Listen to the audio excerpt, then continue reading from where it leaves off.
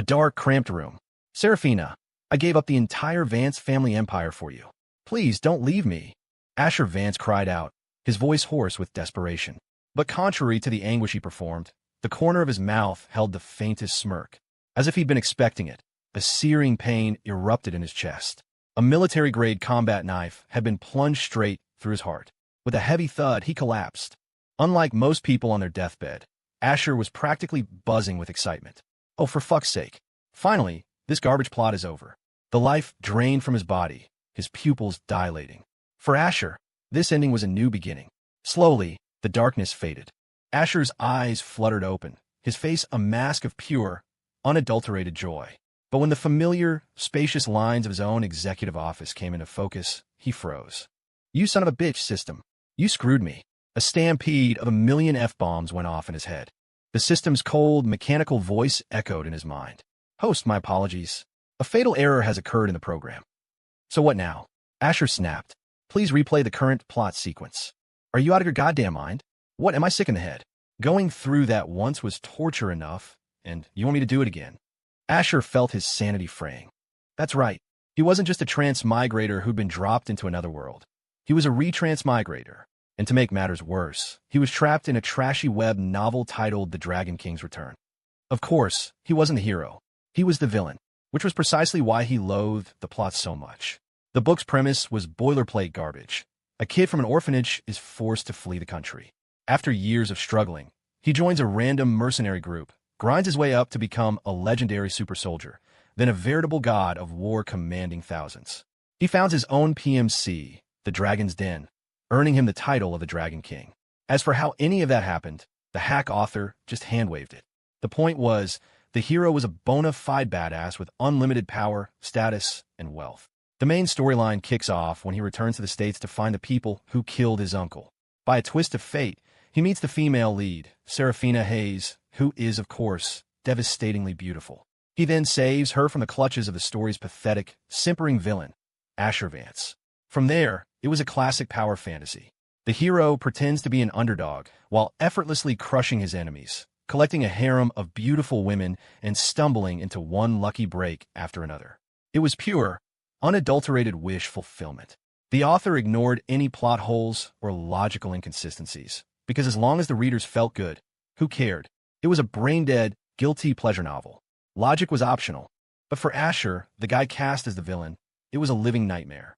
System, stop screwing around. If there's an error, fix the damn program. Asher pleaded. I'm done.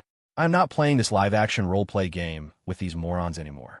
His stance was crystal clear. As compensation, the host will be granted a new ability to mitigate the suffering experienced during the plot replay. Hearing this, Asher finally calmed down. The damn system was showing a sliver of humanity. It wasn't like he was a masochist. Getting beat up in the story still hurt. Receive rewards for roasting the plot. Simply critique the plot's terrible writing in your mind, and you will receive random rewards. Roasting the plot? That he could do. Asher had been dying to tear this garbage story to shreds. For everyone else, it was a power fantasy. For him, it was a descent into brain-rotting stupidity.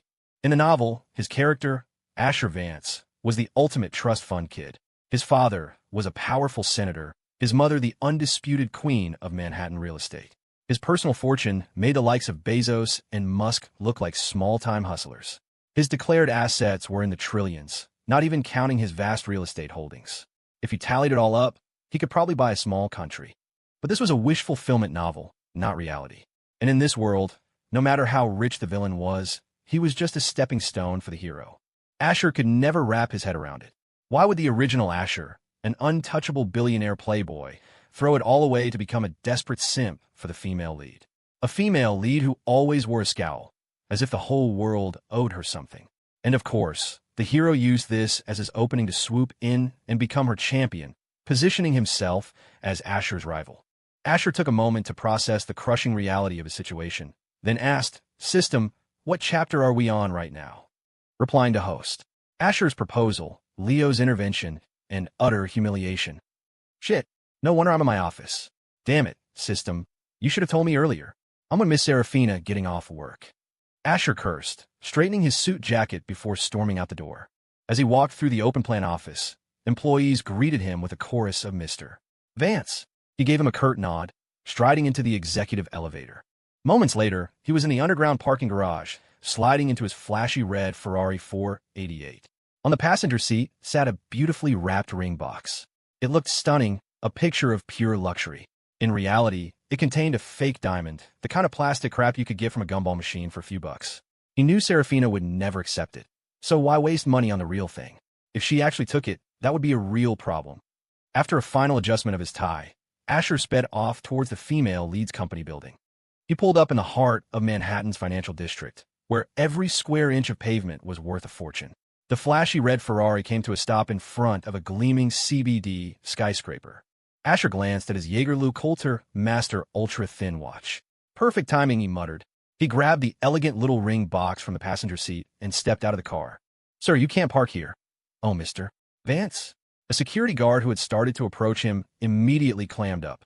A nobody like him was nothing in the face of Asher Vance. His job could vanish with a single word. You're just in time, Asher said, tossing the man his keys. Park it for me. He knew the guards here were trained to handle high-end vehicles. The guard stared, dumbfounded, at the Ferrari key fob in his hand. With surveillance cameras everywhere and GPS tracking in the car, Asher wasn't worried about theft. He strode into the lobby, and in moments, a stunning figure appeared before him. Even though he was the story's second male lead and primary villain, you couldn't deny that Asher Vance was ridiculously handsome. He had the kind of charm that made women swoon. Ignoring the excited whispers of the women around him, Asher forced his gaze onto Serafina Hayes. He plastered a desperate, simp-worthy smile on his face and strode toward her. Serafina, this ring is a symbol of my love for you. Are you free for lunch? Let's go eat together. Serafina's elegant eyebrows knitted together. She was just about to reject him flatly when a series of voices echoed in her mind. Ugh, this is making me want to puke. If it weren't for the plot, you couldn't pay me to make this face. Hurry up and say no, so I can get this scene over with. Wait, no. I have to grovel a bit more, stall until the hero, Leo Flynn, shows up to put me in my place. God, this stupid plot. I already did this once. This is the worst kind of déjà vu. Whoever ends up with you must have the worst luck in the universe. You're such an ice queen, acting like everyone owes you $1 million. Asher didn't even need the system's prompting. He was already roasting the plot with a vengeance. His resentment was even stronger this time around. If it wasn't for that program error, he'd be back in his own world by now. Just as he was starting to suspect the system was screwing with him on purpose, a cold, mechanical tone, audible only to him, sounded in his mind. Ding. Congratulations, host. Charisma +3. Asher's eyes lit up. The system hadn't failed him. A wave of satisfaction washed over him. But Serafina, standing before him, was completely bewildered. She glanced around, saw that no one else was speaking, and then shot Asher a deeply strange look. Asher froze. Seeing that she hadn't taken the ring, but also hadn't immediately rejected him, his heart skipped a beat. Steeling himself, he pushed the fake diamond ring toward her again. Serafina, please. I want you to have this. Lady, I am begging you to stick to the script. Frown, look disgusted, and tell me to get lost. Don't just stand there staring at me with that dumbfounded expression. What are you looking at? Is there something on my face? Without thinking, Asher reached up and touched his own cheek. Puffed. Hearing his inner thoughts and seeing the gesture, Serafina couldn't help but let out a small laugh. The smile was like a spring breeze, completely transforming her usually icy demeanor. She was known for being cold and aloof. To see her laugh was, in a word, unprecedented.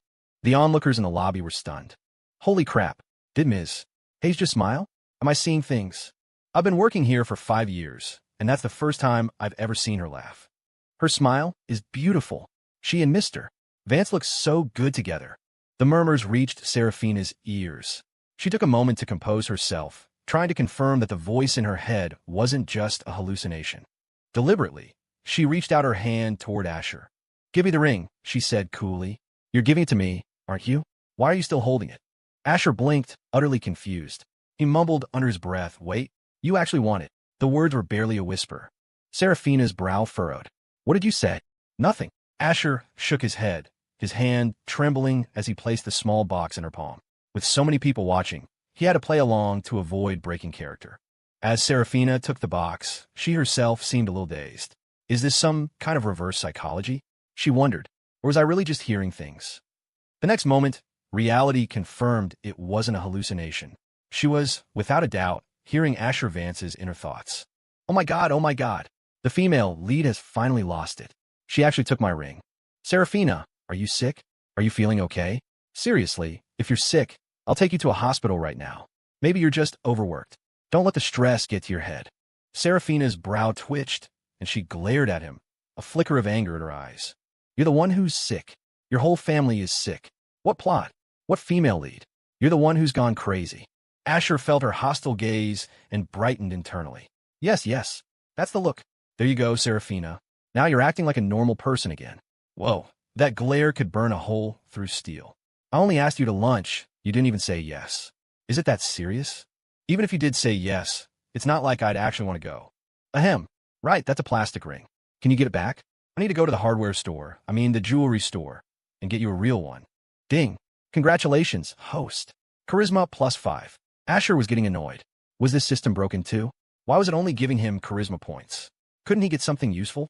Worse, if Serafina opened the box and saw the cheap plastic ring, he'd die of social embarrassment on the spot. He had to get it back. On second thought, take this back.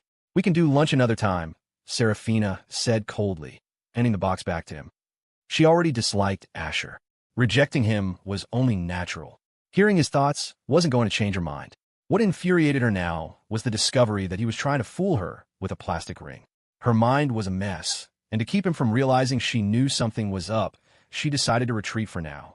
Asher wanted to pull her into a hug and plant a huge kiss on her cheek. Ha ha ha. Serafina, you're not crazy. Thank God. I was honestly about to drive you to the nearest psychiatric ward, but it looks like that won't be necessary. Now, where's that moronic hero, Leo Flynn? It's time for him to make his entrance. That dumb woman will probably go to her grave never knowing this was a fake ring. Serafina's eyelid twitched. She couldn't stand here a second longer, listening to the hurricane of nonsense in his head. She was starting to think she wasn't the crazy one. He was. Yes. Finally, he's here. In the world of trashy web novels, certain surnames were practically reserved for heroes. Flynn, Scott, Knight, Stone. And the hero of this particular novel was, of course, a Flynn. Vengeful, petty, and a real piece of work. Dressed in a security guard's uniform, he strode towards them. Asher immediately began to mentally rehearse the hero's upcoming lines. All right, asshole, get over here and say your lines. Asher, didn't I tell you to stop bothering Ms. Hayes? Or my word just wind?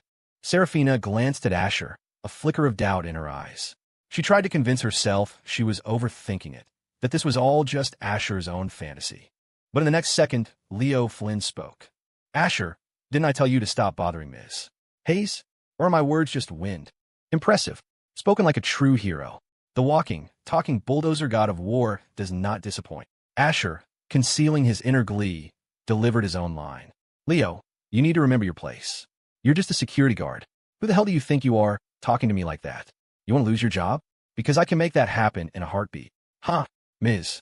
Hayes gave me this job, not the Vance family. Your reach doesn't extend that far, does it? To Serafina's utter astonishment, Leo replied with a dismissive smirk, echoing Asher's thoughts verbatim. Huh, Ms. Hayes gave me this job, not the Vance family. Your reach doesn't extend that far, does it? Asher feigned rage and continued the script. Listen to me, Flynn. This is between me and Serafina. Stay out of it, you stray dog. Huh, Ms. Hayes doesn't like you. Do yourself a favor and go back to your fiancé. Leo, huh? Ms. Hayes doesn't like you. Do yourself a favor and go back to your fiancé. The two men continued to bicker. Asher was just trying to get through the scene, while Leo, seeing Serafina being harassed, saw his chance to play the hero, to show off his masculine bravado and rescue the damsel in distress. It was his opportunity to leave a lasting impression on her. This was all part of, as written by the hack author. Soon, it would escalate into their first physical confrontation. The backstory was that the simpering villain, Asher, constantly bothered the female lead. The female lead, Serafina, by chance had seen the hero, Leo, and, impressed by his physique or whatever, hired him as a security guard. The main reason was that no one else dared to stand up to Asher Vance. But Leo did. A hero standing up to a villain? It was the most cliché plot point imaginable. But Serafina, a character living inside the story, had no idea. To her, Leo just seemed braver than everyone else. In the original novel, to get Asher off her back for good, she even asked Leo to pretend to be her boyfriend. It was another tired trope from the God of War / Dragon King genre. But now, for Serafina, it was different. A thunderclap seemed to go off in her head, not just stunning her, but completely shattering her reality. To predict what Leo would say once, she could write it off as a lucky guess. A second time, she could still try to rationalize it. But a third, fourth, a seventh time? There was no explaining that away. She recalled Asher's earlier thoughts. Seraphina's body trembled almost imperceptibly as she whispered to herself, so quietly that no one could hear, "Is everything around me fake? Is this just a novel? And am I, the female lead, destined to fall in love with this man, Leo?" Here it comes. The hero's signature move, the smug, crooked smirk. This dumb woman, Seraphina, is supposed to be totally conquered by that stupid smile. Huh, I could die laughing. Leo suddenly felt a pair of eyes on him and realized it was Seraphina. Seeing that he had her attention, he let his lips curl into what he imagined was a devastatingly handsome, bad boy smirk. "Don't worry, Ms. Hayes. As long as I'm here, I won't let this lowlife lay a single finger on you." Ugh. Without hearing Asher's inner commentary, Seraphina might have just found Leo's smile a bit odd, but within the realm of acceptable human expression. But seeing it now, through the lens of Asher's mockery, good God, was that a smile a normal person could even make? Looking at Leo's supremely confident face, Seraphina felt a wave of nausea. Bile rose in her throat. She had the sudden urge to vomit. Unbeknownst to them, the happiest person in the lobby was Asher. All his relentless roasting was finally paying off. Ding! Congratulations, host. You have been awarded the ancient martial art, Iron Mantle. Mastery has been automatically granted. Asher was ecstatic. A faint crackling sound came from his bones as his body subtly shifted, changes only he could feel. The soft paunch on his stomach vanished, replaced instantly by an 8-pack of solid abs and a perfectly defined V-line. He felt stronger, more powerful. It wasn't an offensive martial art, but at this moment, Asher at least knew he wouldn't feel any pain when the script called for him to get beaten up. Ancient martial arts existed in this world, known only to a select few. The hero, Leo, had become a god of war by learning a set of techniques from some old man he'd saved. In other words, his cheat code was a wise old master. Asher's cheat code was a moronic AI. Well, an artificial intelligence system. That was how he saw it. "All right, you won't leave? Then don't blame me for teaching you a lesson," Leo said, his anger flaring. As a god of war, he wasn't used to being defied. Back in his mercenary days, he would have had a trust fund punk like this eliminated without a second thought. He could have even done it himself. But this was the U.S., and he had just returned. He hadn't established his footing yet, so he had to be careful. Still, roughing Asher up a bit was fine, as long as he didn't kill him. Asher could barely contain his joy. He just got an Iron Mantle from the system, and he was already getting a chance to use it. "I'm warning you, Seraphina is my woman. She's not someone a pathetic security guard like you can ever have. What are you waiting for? Just hit me already. Come on. Punch me. Punch me. You can have this brainless woman. I don't even care. After you beat me up, her affection for you will skyrocket. Come on, you idiot god of war. Hit me with your best shot." Asher's heart pounded with anticipation. To Leo, this was just the final, desperate defiance of a man who couldn't win a woman he loved. "Humph. Your bodyguards aren't here. You should think about the consequences of your actions," Leo sneered. Even if Asher's bodyguards were present, they were just a bunch of amateurs. Compared to him, they were a joke. The last time they clashed, Leo had easily taken them all down. He hadn't hit Asher directly then because there were too many witnesses. But now he wasn't afraid, especially since the female lead, Seraphina, wasn't around to see it. Wait, if she was watching, he'd be even more inclined to do it. A hero would never pass up a chance to score points with the female lead, right? Asher was cursing internally. This guy is so long-winded. Just get on with it. You think you can break us up with your fists? Let me tell you, plenty of people have tried to keep me and Seraphina apart. You're not the first, and you won't be the last. Asher, fearing the god of war hero might have a brain fart like Seraphina and decide not to hit him, ad-libbed an extra line to provoke him. After all, the novel spotlight was always on the hero Leo. Asher, the villain, only got screen time when he was needed for a face-slapping scene. The rest of the time, he was free to do as he pleased, which usually meant slacking off. Wow, Mr. Vance is so devoted. Who is this security guard? Just because he's kinda handsome, he thinks he can break up Mr. Vance and Miss Hayes. Exactly. You don't mess with other people's relationships. It's their business. Why is he sticking his nose in it? This guy is just looking for trouble. Whoever hired him should fire him immediately. Ms. Hayes hired him. Whoa, you trying to get me fired? Never mind. I have to go grab lunch. Be right back. The crowd of onlookers buzzed with commentary. Lunch could wait.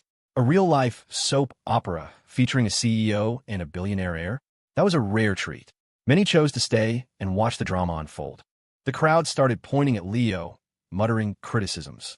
This infuriated the proud god of war. A storm of rage began to build inside him. He was a man who held a grudge. The slightest insult could provoke his vengeance. When had he ever been treated with such disrespect? Overseas, powerful figures treated him with the utmost reverence. He wasn't used to this. Leo kept repeating to himself, "They don't know who I am. It's not their fault. They don't know." He had to keep his cool, especially with Serafina watching. Otherwise, he would have walked away already. As the Dragon King, leader of the Dragon's Den, when had he ever swallowed such an insult? Willingly working as a security guard just to get close to a beautiful woman was something he never would have done in the past. It just went to show how captivating Serafina truly was. Oh, for the love of God. If you're gonna hit me, just do it. Stop dithering. Just throw the damn punch. I've never seen such a pathetic hero. Or did my second time through break him too? Is he as messed up as the female lead now? One idiot. Asher was in agony. He wanted to march over and slap Leo himself. Stop wasting my time, you moron. But attacking first would break his pathetic simp character. He was in a bind. Thankfully, the moment of torment was brief. Dawn was on the horizon. Fine. You asked for this. Leo could no longer stand the crowd's murmurs. He decided to teach Asher a lesson first and deal with the fallout later. Doing it in front of Serafina would probably score him more points with her anyway. Conquering an Ice Queen was the ultimate prize. And Leo was a very patient man. Or, to put it more simply, a horn dog. Asher's breathing quickened. He internally activated his iron mantle. He was excited, but also a little nervous. Would this system-gifted skill actually block Leo's punch? Just as Leo's fist was about to connect with Asher's body, a cold, sharp voice cut through the air. Stop! Leo's hand froze midair. If it had been anyone else, he would have ignored them. As a god of war, as the Dragon King, he didn't take orders. He'd rather die. But the person who spoke was Serafina. Reluctantly, Leo halted his attack. He looked at her, surprised. Ms. Hayes, I thought you hated this guy. I'm just teaching him a lesson for you. It's no big deal. Serafina's eyes were like ice. I don't like repeating myself. Did you not hear me say stop? The lobby fell silent. This was the first time anyone had ever seen Serafina Hayes defend Asher Vance. The onlookers were floored. What the F-U-C-K? Are you insane? If you're sick, go get help. Don't spout nonsense here. Your crooked smile Dragon King husband is right. He wants to teach me a lesson. What's it to you? I'm warning you. Stay out of things that aren't your business. Asher felt his entire worldview collapsing. Had the female lead taken the wrong meds today? Or was it that time of the month? Why was she suddenly taking the villain's side? He wanted to cry. He didn't need her to defend him. He needed her to glare at him, to scream, "Get away from me. I hate you." Don't get him wrong. Asher was a normal guy with no strange kinks. He just wanted to follow the damn script. Oh my God. Am I seeing things? Ms.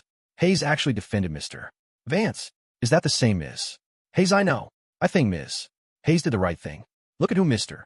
Vance is and who that guy is. He was actually going to hit him. The nerve. This is a fight between titans. What's a little shrimp like him doing getting involved? Hilarious. The tide of public opinion turned completely in Asher's favor. The hero's passive plot-induced stupidity aura, which normally made onlookers act like morons, wasn't working. Usually, if a normal person hit someone, they'd go to jail. But when the hero did it, crowds would cheer him on, and girls would swoon. It was a classic power fantasy trope. Asher was dumbfounded. This wasn't right. System, what is wrong with these people? Ding. Host, you have automatically equipped the anti-plot-induced stupidity aura. Any person, event, or object within a 5-meter radius of you will experience a reduced effect from the hero's plot-induced stupidity aura. Of course, Serafina couldn't hear this conversation with the system, nor could she hear the reward notifications. The only thing she could hear was Asher's roasting of the plot. Neither of them knew this. What the hell, system? You can't do this to me. Take this aura away now. I don't need these people on my side, defending me. Aren't they supposed to be pointing at me, the villain, and talking about how cool the hero is? Asher was losing his mind. This wasn't in the script he'd been given. He had his lines ready, and his scenes were limited. Now these people were ad-libbing, and they were ad-libbing scenes where they defended the villain against the hero. Asher desperately wanted to ask them, "Did you guys get the wrong script?" Leo was stunned. He looked at Serafina, bewildered. Ms. Hayes, I thought you hated him. As the Dragon King, he had his pride. He would never tolerate the woman he was interested in defending another man. Serafina had just crossed a major line. Serafina stared at him coldly. Who I hate is none of your business. Her words left Leo speechless. Right now, he wasn't the all-powerful god of war. He was just a security guard in a CBD tower. A flicker of ruthlessness crossed Leo's eyes. The colder Serafina was, the more it stoked the primal desire within him. He was going to conquer this woman completely and utterly. Hello, Crooked Smile Dragon King? Are you an idiot? Serafina's lost her mind, and you're going along with it? She tells you not to hit me, and you just stop. You're supposed to be the invincible god of war, and you're listening to a woman? A woman who's dumber than a box of rocks. And you, Serafina, I told you, if you're sick, go get treatment. Stop messing everything up. I don't want your help. Just let your Dragon King husband hit me. You're the female lead. You and the hero are on the same team. I'm a villain. Asher was screaming internally, wishing he could march up to Serafina and say all this to her face. But he didn't have to. Standing right there, Serafina heard every word. Her body trembled, and her eyes looked like they could shoot flames. Even if this was a book, she had had enough of Asher repeatedly calling her stupid. You're the one on the same team as the hero. She muttered, her eyes murderous, ready to shout the words out loud. But the next moment, she realized no sound was coming out. Her lips moved, but to everyone else, it just looked like she was quietly pursing them. Nothing more. Before, Serafina had been skeptical, treating Asher's inner voice with a dose of disbelief. People always find ways to rationalize the impossible. The idea that the world she'd lived in for over 20 years was just a novel was too much for anyone to accept. But now she believed it. She completely and utterly believed it. She tried again and found she was still unable to speak about anything related to the novel's plot. In other words, this was a secret she could know, but could never share. Serafina stood there, lost in a daze.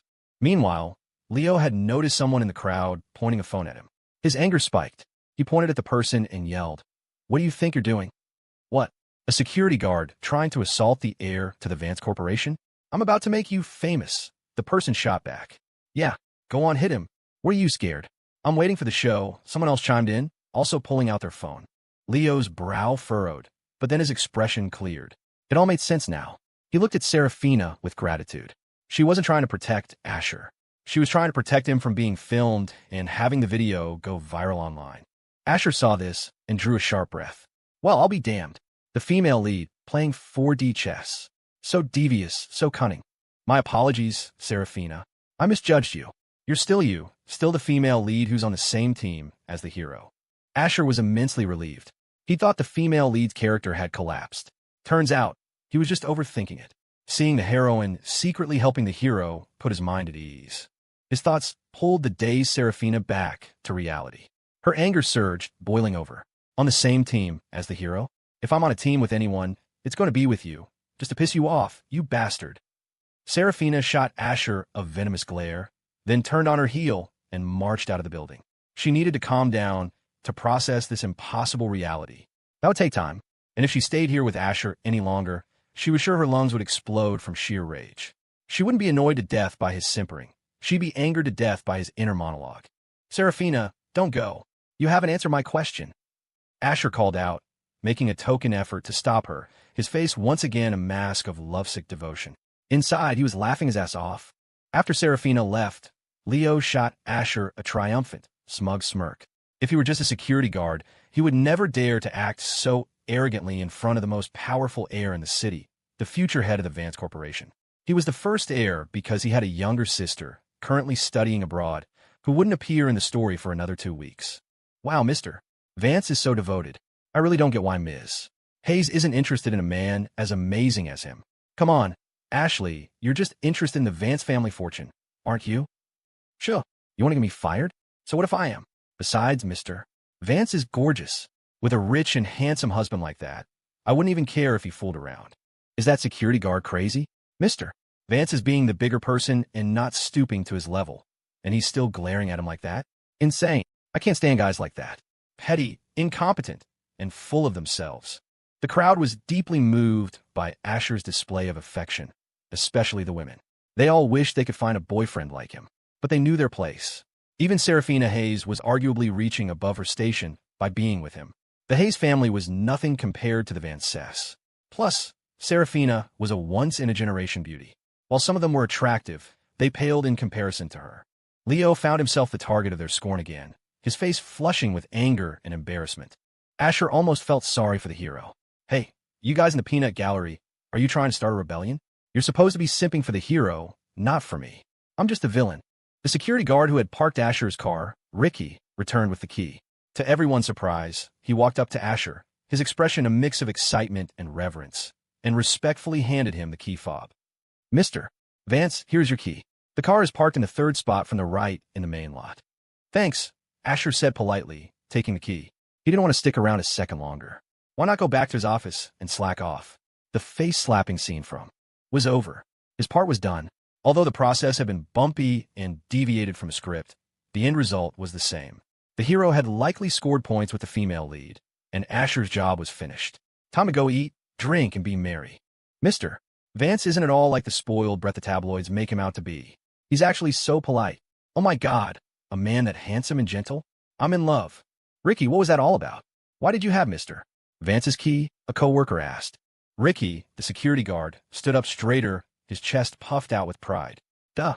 Mr. Vance asked me to move his car, so of course I had his key. No way. Mr. Vance let a total stranger drive his car? The co-worker exclaimed, dumbfounded. The crowd erupted in another wave of discussion. Damn, if I remember correctly, that car is worth millions. A multi-million-dollar supercar.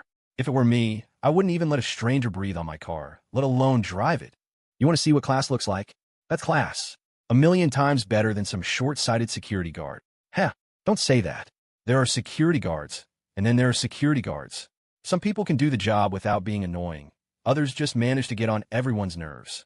Asher hadn't even fully left the building yet, and could hear the crowd praising him again. He wanted to weep. Was he cursed today, or something? How many times had this happened?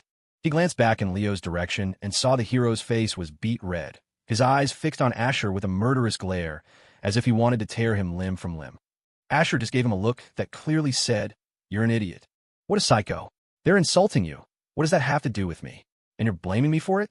Then again, he was the story's malicious villain. Under the influence of the plot, it was probably normal for the hero's rage to be inexplicably redirected toward him. But Asher couldn't be bothered to deal with him now. His scene was over. He was going to grab a nice meal and then head back to his office for a nap.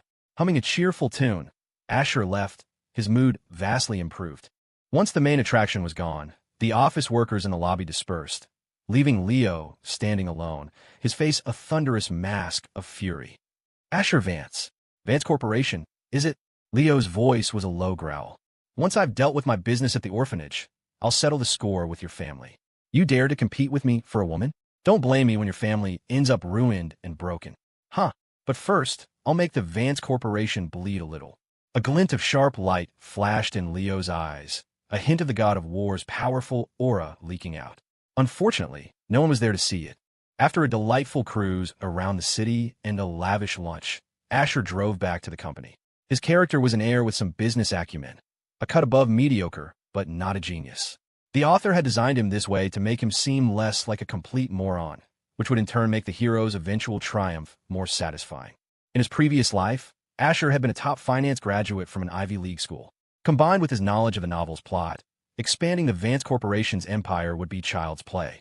He could probably take it to unprecedented heights. But he was lazy. Besides, he knew that anything he built would eventually just become another prize for the hero to claim. So he didn't bother.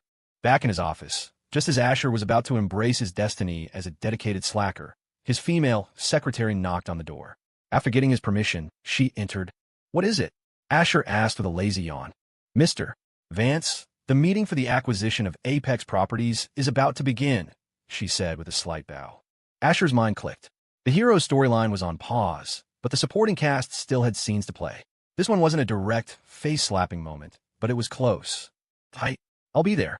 You can go, Asher replied. After she left, Asher heaved himself out of his plush leather chair. Ugh, he muttered to himself. After this is over, I'm done for the day. I'm not dealing with anyone tonight. With that, he left his office and headed for the conference room. The spacious conference room was already filled with people. But until Asher arrived, even if every single person was present, no one would dare start the meeting. No one would even think of saying a bad word about him. After all, he was the one in charge. Mr. Vance, you're here. Good afternoon, Mr. Vance. Mr. Vance. A chorus of ass-kissing filled the air. This was one of the perks of being the villain. Everywhere you went, people deferred to you, greeted you with smiles. Asher gave a slight nod and took his seat at the head of the long table, the center position. "You're here." A single female voice cut through the sycophancy. Asher glanced at the woman sitting next to him. Instead of getting angry, a small smile touched his lips. "I am," he replied. Seeing her sparked a flicker of sentimentality in him, which was why he smiled. The woman beside him, in terms of looks, figure, and family background, was every bit Serafina Hayes' equal. Because she was the novel's #1 female villain, Scarlet Jo. Asher took in Scarlet's appearance today. Long, curled eyelashes, a bold crimson lipstick that made a statement, and exquisitely beautiful features. She wore a chic, cream-colored business suit, her long, slender legs wrapped in nude stockings. Her milky white skin looked soft and flawless. The two of them shared a deeper connection. They were engaged. This was the work of Asher's mother, who, fed up with her son simpering, had arranged a match with a prominent family. The Jo family's background was a step above the Hayes family, though still no match for the Van Cess. The Jos were, naturally, thrilled with the engagement. It was a powerful alliance that would benefit both families. Scarlet had initially held some affection for Asher, but his constant, shameless pursuit of Serafina, while completely ignoring his stunning fiancée, was a huge slap in the face. Before Asher's public simping, the title of the city's #1 beauty had belonged to Scarlet Jo. His actions had effectively elevated Serafina to that status.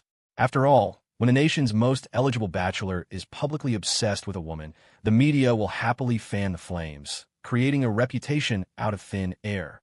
At the sight of his smile, Scarlet's body stiffened slightly. She looked at him, her eyes wide with surprise.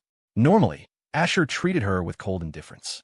Their engagement was a name only. His entire world revolved around Serafina Hayes. A smile? He'd never once smiled at her. This was a first. Asher drew a sharp breath, realizing his expression was out of character. He immediately wiped the smile from his face and adopted a stern look.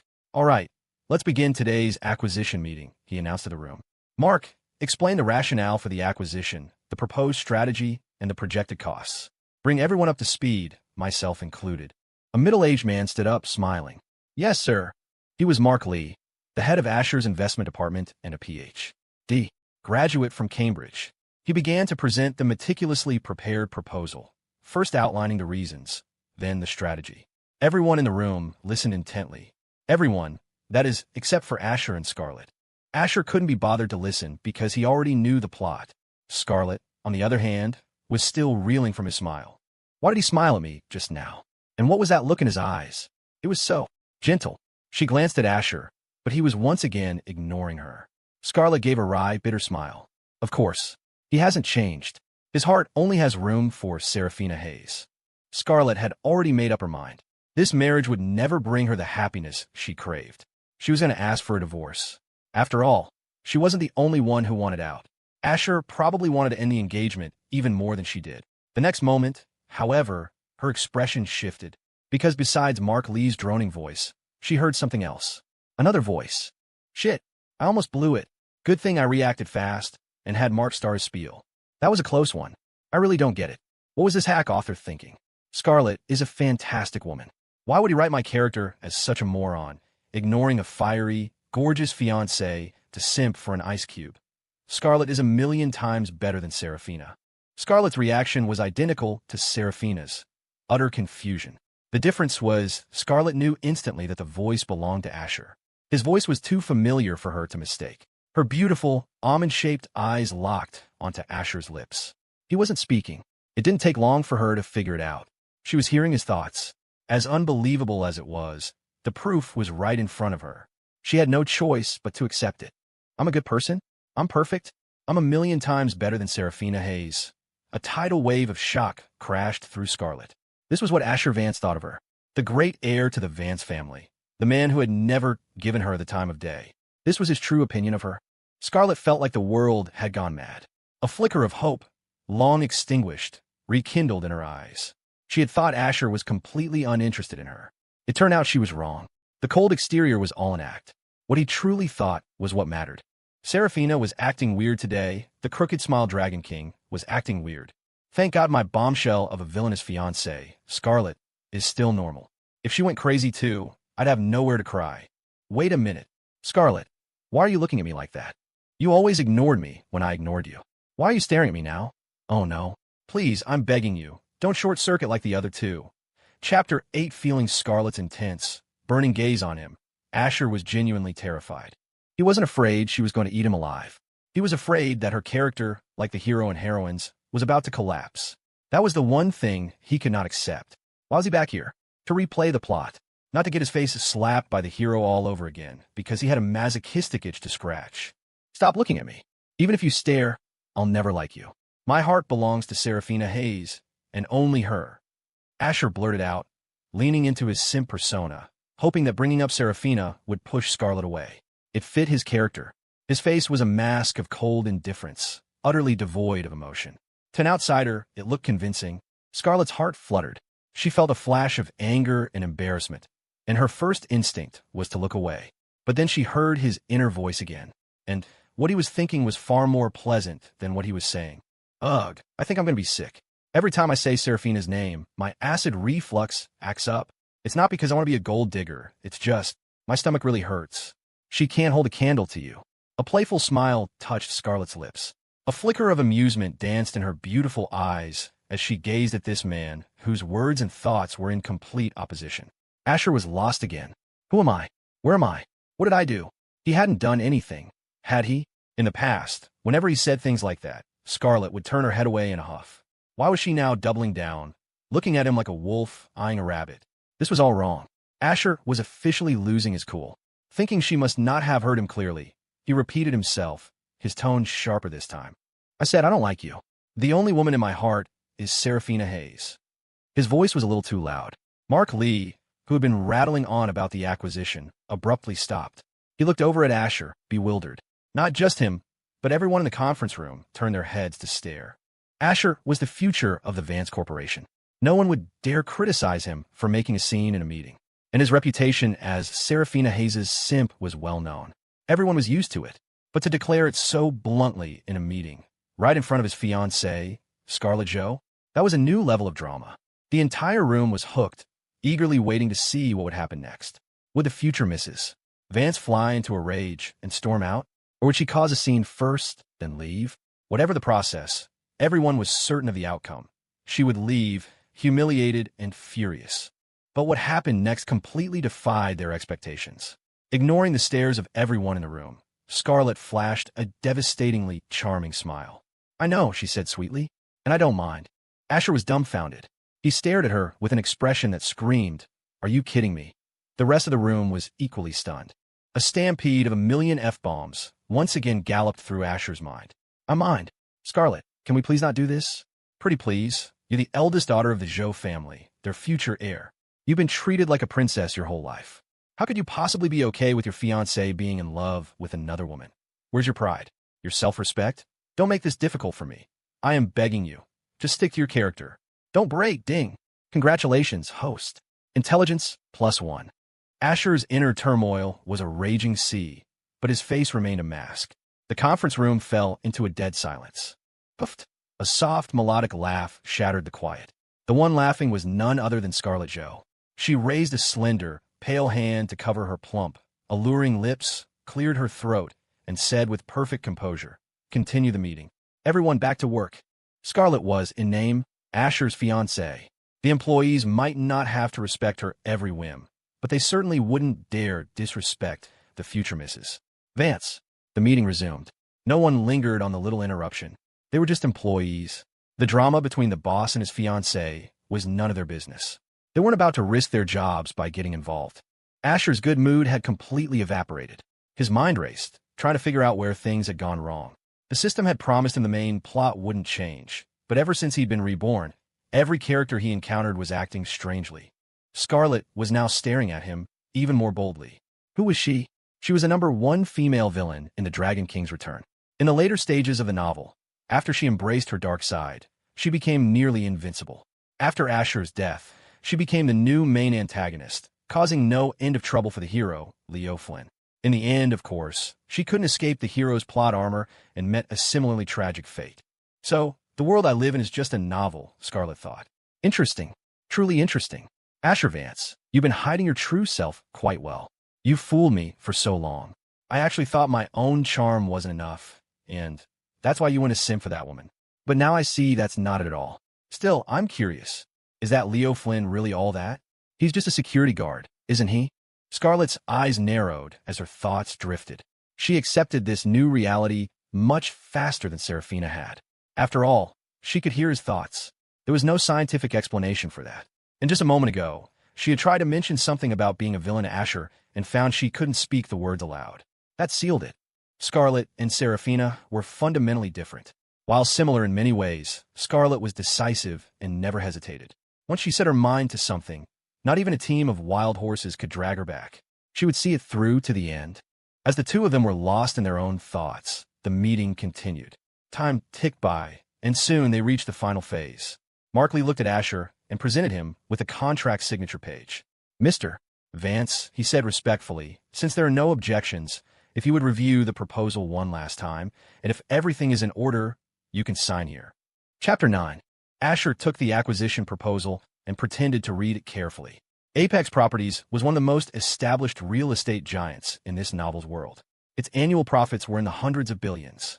In short, it was a golden goose that everyone wanted. Serafina's company was one of the competitors.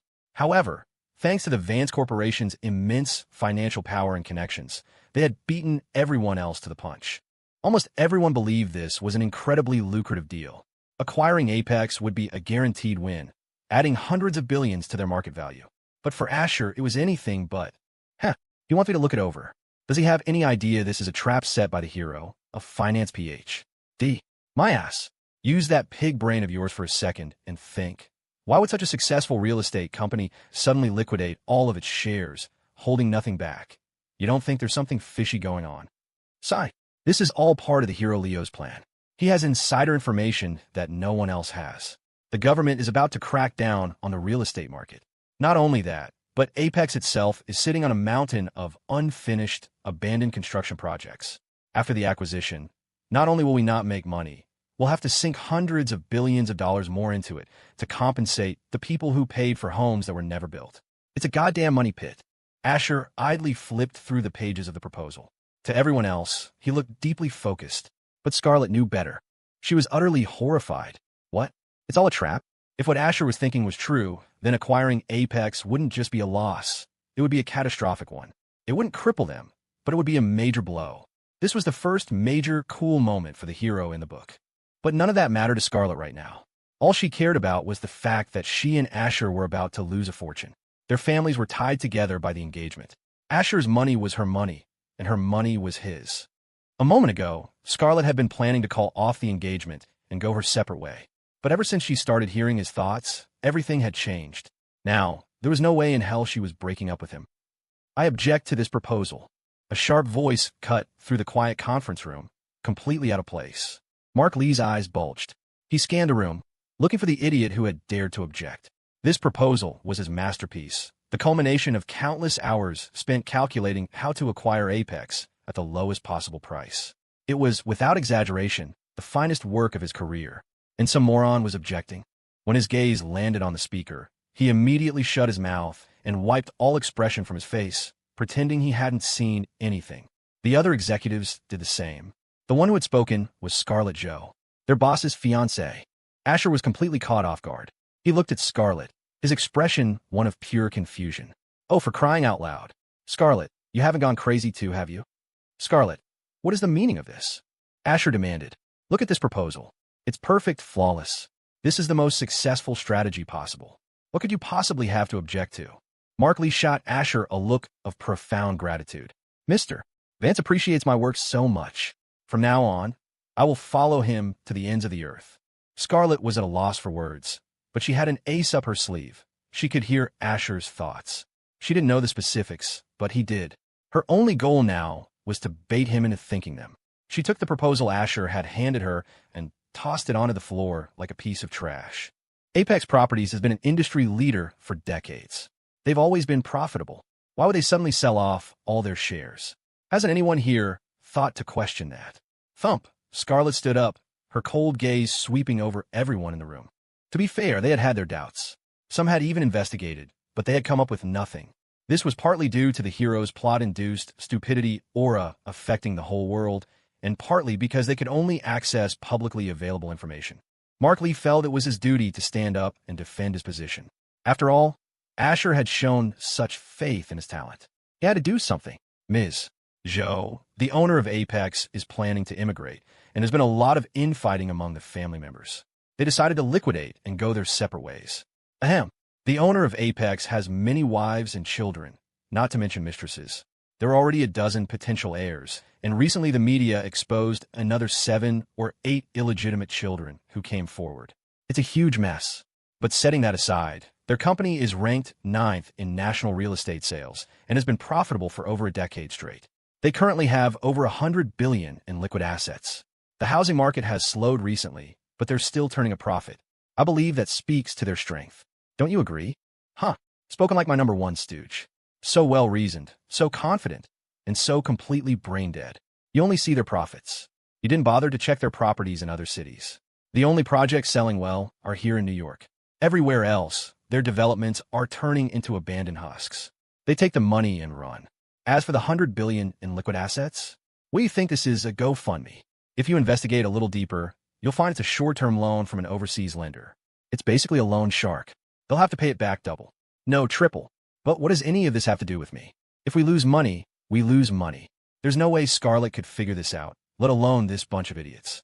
Whatever. Time to pop some champagne and celebrate. Clap, clap, clap. Suddenly, applause broke out in the conference room. Asher stood up clapping. He was a master actor now. Every expression and gesture perfectly natural. It was a useless skill the system had given him at the beginning to help him get through the plot. With a man like Mark Lee on my team, how can a Vance Empire not prosper? He declared. Someone call my assistant. Have her bring the vintage champagne from my office. Today, we celebrate. Chapter 10 with Asher leading the applause. The conference room erupted in a thunderous ovation. The Vance Corporation belonged to the Vances, not the Zhous. The boss himself had given his approval. The matter was settled. When Asher made a decision, Scarlett usually didn't challenge it. Even if she did, he wouldn't listen. Not unless she had an absolutely airtight argument. But Scarlett, now armed with the truth, was shaken to her core. It all made perfect sense. A moment ago, when she'd heard Asher's thoughts about intentionally losing money, she had wanted to strangle her fiancé. Most people were desperately trying to make money, and here he was actively trying to lose it. Scarlett had never read any novels, but she had heard Asher call her the female villain. In that case, she would be the best damn villain she could be. It was only right. Oomph. Mark Lee, you have some nerve. Bang. Scarlett slammed her hand on the table. The sound was deafening, instantly capturing everyone's attention. The room fell silent again, utterly bewildered. In the past, even when she disagreed with Asher's decisions, Scarlett would turn a blind eye. Why was she acting like a completely different person today? The most baffled of all was Asher, who knew Scarlett's original character better than anyone. He felt like crying. Scarlett, can we please talk about this calmly? Stop breaking your character. You never cared about the Vance Corporation's business before. Stop making trouble. Just be good. Mark Lee shot Asher a pleading look. If Scarlett couldn't provide a reason for her objection, she was just causing trouble. As the boss, and as a purist of the original novel, Asher would absolutely not tolerate anyone making unauthorized changes to the script. This wasn't a fanfiction free-for-all. Stop ad-libbing, you damn. Asher's face darkened, his expression perfectly calibrated to look genuinely angry. Scarlett, what is the meaning of this? My patience has its limits. Faced with Asher's menacing glare, Scarlett was completely unfazed. She knew her little man wasn't as scary as he looked. His inner monologue was far more adorable and dorky than his outward performance. Plus, she had evidence. Mark Lee, why are you so focused on acquiring Apex properties instead of pursuing other real estate companies? Are their buildings better than everyone else's? Or are you getting a kickback under the table? And that $100 billion in liquid assets? What if it's just debt they borrowed from an outside source? Scarlett's words struck like lightning, leaving Mark Lee speechless. A collective gasp went through the room. The executives exchanged horrified glances. It was a terrifying thought. They had been so focused on the immediate profit, so blinded by Apex's reputation, that they had assumed it was a surefire win. They never considered this possibility. It wasn't entirely their fault. The hero, Leo Flynn, had paid for a massive, covert marketing campaign to hype up the deal, creating a frenzy among the city's elite families and giving the illusion of scarcity. In that kind of environment, rational thinking went out the window. Asher stared at Scarlett, as if she were an alien. Have I gone crazy, or have you? How do you know all of this? This shouldn't be possible. Asher was completely baffled. Being watched by her fiancé, Scarlett felt a little blush creep up her neck, but she met his gaze boldly, showing him her best side. That's right, I don't know any of this. But you do, my sweet, darling husband. Scarlett was secretly thrilled, using the information from Asher's own mind to show off in front of him. And seeing his shocked expression, that feeling was better than making $1 billion. Mark Lee felt deeply humiliated. He decided to double down. Ms. Joe, that's all just speculation. How can you be so certain? First, his proposal had been thrown on the floor like trash. Now, he was being publicly interrogated. He needed evidence. Without proof, he couldn't accept her claims. His courage to question her came not from his own conviction, but from the praise Asher had just shown him. Plus, this was Vance territory that gave him the confidence to be bold. Asher shot his underling a grateful look, as if to say, nice work. Mark Lee saw his boss's approval and felt a surge of joy. Scarlett crossed her arms, a hint of the formidable business tycoon she would become flashing in her eyes. We can have someone look into it, can't we? Apex's sales in New York are strong, but what about in other cities? What about their performance in smaller markets? Did you check that? I'm guessing you didn't. Her words were like a surgeon's scalpel, cutting through the darkness and letting in a sliver of light. It was a wake-up call. Even the densest person in the room could see something was wrong. Mark Lee's hands began to tremble. If the acquisition went through, and everything Scarlett said was true, then he, the one who proposed the plan, will be held responsible for the massive loss. He would undoubtedly face legal action. The Vance Corporation had a formidable legal department. He was looking at decades in prison. The thought sent a chill down his spine. And in fact, that was pretty much how his story was supposed to end. How did you know all of this? Asher asked, his expression a little unnatural. Scarlett was momentarily stumped. Right, how did I know this top-secret information? But in the next second, she had an answer ready. Or rather, an answer Asher had provided for her via his inner thoughts. They were practically married already. Using his ideas couldn't be considered stealing. I've never heard of Scarlett having her own intelligence network. Even if she did, the Zhou family isn't powerful enough to gather this level of intel. Something's not right. Something is definitely wrong here. Or maybe this woman isn't the Scarlett Zhou I know at all. A smile played on Scarlett's lips. Her voice was pure seduction. My apologies. The Zhou family came across this information recently. You're not mad that I'm only telling you now, are you? Damn it. The female villain has gone crazy too. Asher's worldview was crumbling. He put on a stern face. You could have chosen not to tell me. I was really, truly hoping you wouldn't say anything. That you'd just be a quiet little wallflower until the meeting was over. God, what a pain in the ass. But since you chose to tell me, Asher said, making a token gesture, if this information turns out to be true, you'll be a hero to the Vance family. You'll be handsomely rewarded. He couldn't exactly announce to a room full of people that he wanted to lose money and that no one was allowed to stop him. If he did that, forget about the other characters breaking their roles. The villain would have just self-destructed. Scarlett looked at Asher with eyes full of affection.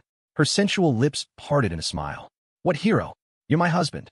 Helping you is helping myself. Asher's heart nearly leaped out of his chest. Not from affection, but from pure, unadulterated shock. Look at you. Are you even human? How can you say something like that? Asher slipped back into his simp persona, his voice dripping with cold disdain. How many times do I have to tell you? I only love Serafina Hayes. Are you deaf? If you are, I'll have someone take you to a doctor after this. Just when everyone expected Scarlett's universe to explode, her reaction once again defied all expectations. She linked her arm through his, an incredibly intimate gesture, and flashed a smile that could make any man's heart stop. Then, she said the words every man in the world dreams of hearing. I don't mind. You loving her is your business. Me loving you is my business. After we're married, if you've got the guts, you can even bring Serafina home for dinner with us. The entire conference room was stunned into silence, including Asher Vance himself. Scarlett Zhou, one of New York City's most sought-after and brilliant heiresses, was actually genuinely willing to let her fiancé bring another woman home. If she were some powerless trophy wife, that would be one thing. But Scarlett was no trophy wife. She was a top-tier Ivy League graduate who, after entering the workforce, had used her unique insights and formidable strategies to add a staggering $2 billion in net profit to her family's company in a single year. Shouldn't a woman that powerful have her own dignity, her own temper? Asher quickly pulled his arm away from the she-devil's grasp. He took the champagne flute his assistant offered, his expression frozen, staring at Scarlett as if he'd been turned to stone. In that one moment, it all clicked into place. The plot had collapsed, utterly and completely. This was a nightmare-level opening, a total train wreck. How was he supposed to follow the script now? System, get out here and explain this, he thought, practically screaming into the void. In response to the host, due to the world reset, some character personalities may exhibit minor deviations. This will require the host to improvise. Minor details can be altered, but major plot points cannot. Please proceed at your own discretion. The system will not interfere with any choices or decisions related to the host. As for whether you can return to your world, that will depend on the final score you receive after completing the entire plot. Asher felt his sanity fraying. That's the same as saying nothing at all. What the hell do you mean? Minor details can be altered, but major plot points cannot. The very next scene is supposed to be Leo Flynn's first big moment, where he gets to humiliate me. That's gone now. You don't call that a major plot point. He called out to the system several more times, but it was as if it had vanished completely. Not a single response. He'd heard of absentee bosses, but an absentee system? That was a new one. The irony was infuriating. When he snapped back to reality, Scarlett was still gazing at him with those impossibly soft eyes. The plot's derailment, the collapse of her character, it all left Asher feeling a surge of irritation. He waved a dismissive hand. Fine. You might not mind, but I do. I'm so screwed. Scarlett's broken too. Oh, sweet heaven, what did I do to deserve this? I need to find a bar later. Find some good music, relax. Ding. Congratulations, host. You have received plus $300,000 cash. Buzz. The phone in Asher's pocket vibrated with a text notification. He just blinked. Did he look like he was short on cash? To a normal person, 300 grand might be a windfall, but to him, it was pocket change. So adorable. How did I never notice before? Scarlett smiled, her gaze a little dazed as she looked at Asher's transparently fake rejection. Asher shot back, annoyed. Scarlett, are you sick? You want me to take you to a hospital? He meant it. At this point, he had no idea what his next move should be. Of course. I actually haven't been feeling well lately. You should take me to the hospital right now. You can even hold my hand while I get my four. Scarlett linked her arm through his again, leaning against him and rocking gently. Her smile was that of a mischievous pixie who had just mastered a new spell, the kind of enchanting look that could charm a man to death. Asher sucked in a sharp breath. The feeling of his elbow pressed against something soft and warm was distracting. Scarlett was seriously stacked. But no matter what happened, nothing would shake his resolve to see the original plot through to the end. With a look of disgust, he pried the she-devil's hand off his arm and feigned anger. What are you talking about? I'm not a doctor. How would I know what kind of four you need? Scarlett licked her fire-engine red lips and gave him a playful wink. But you are a doctor. My doctor. Only you can cure this ache in my heart. The only prescription I need is a long night thinking of you. A pickup line so cheesy it should have come with crackers. And hearing it from the female villain? Asher's embarrassment was so intense, he felt like his skull might actually fly off. His entire worldview was shattering. What was it like hearing a cringy pickup line from a villainess? Apparently, it was this. The rest of the room was getting a front row seat to this. Whatever it was. And it was coming from their boss and the boss's fiancée. What are you all looking at? Don't you have work to do? Asher snapped, trying to change the subject by feigning fury at his incompetent team. Who's going to investigate the Apex property situation? When the villainess started flirting, he really couldn't handle it. Knowing the novel and having lived through the plot once, Asher knew Scarlett was a passionate, volcanic beauty. Give her an inch, and she'd take a continent. Ahem. Yes, Mr. Vance. We'll get right on it. Right? The Apex deal is critical. We have to investigate immediately. Mr. Vance, Ms. Joe, we'll take our leave. The executives scurried out, their faces a mixture of awkwardness and amusement. They couldn't believe their boss's fiancée was so progressive, allowing him to bring other women home. They thought of their own wives, and suddenly their worlds felt very small.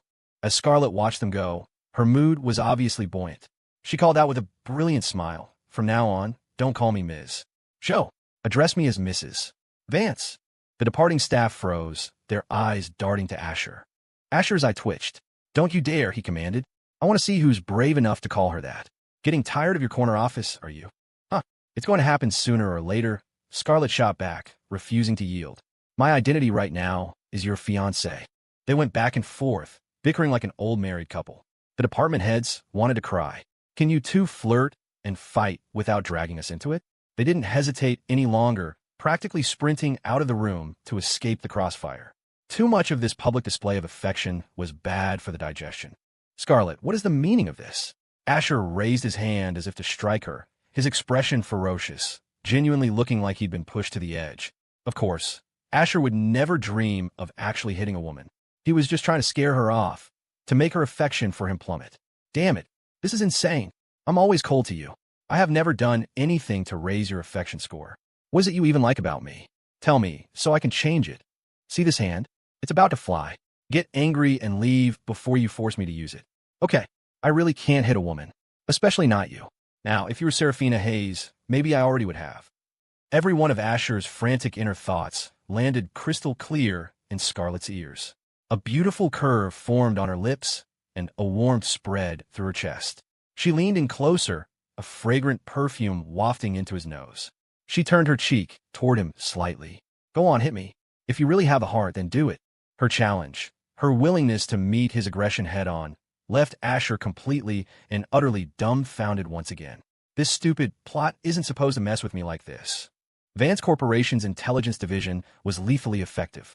When they were tasked with digging up information, they got results fast.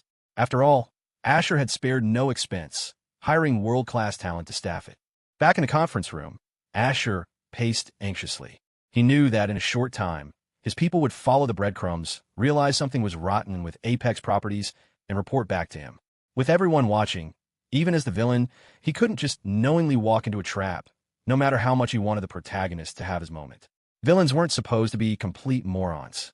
If they didn't have a few brain cells, the readers wouldn't buy it. Even the author's setup was designed to make the plot feel plausible, to meet the standards of a satisfying takedown.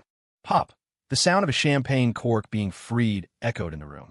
Asher turned to see the she-devil herself opening a bottle of his prized vintage, casually pouring the sparkling liquid into 2 flutes. As he watched in astonishment, Scarlet approached with a radiant smile, offering him one of the glasses. Have a drink. You're in the mood for a drink? Asher asked, his eyes fixed on the flute. Scarlet's smile was intoxicating. Why wouldn't I be?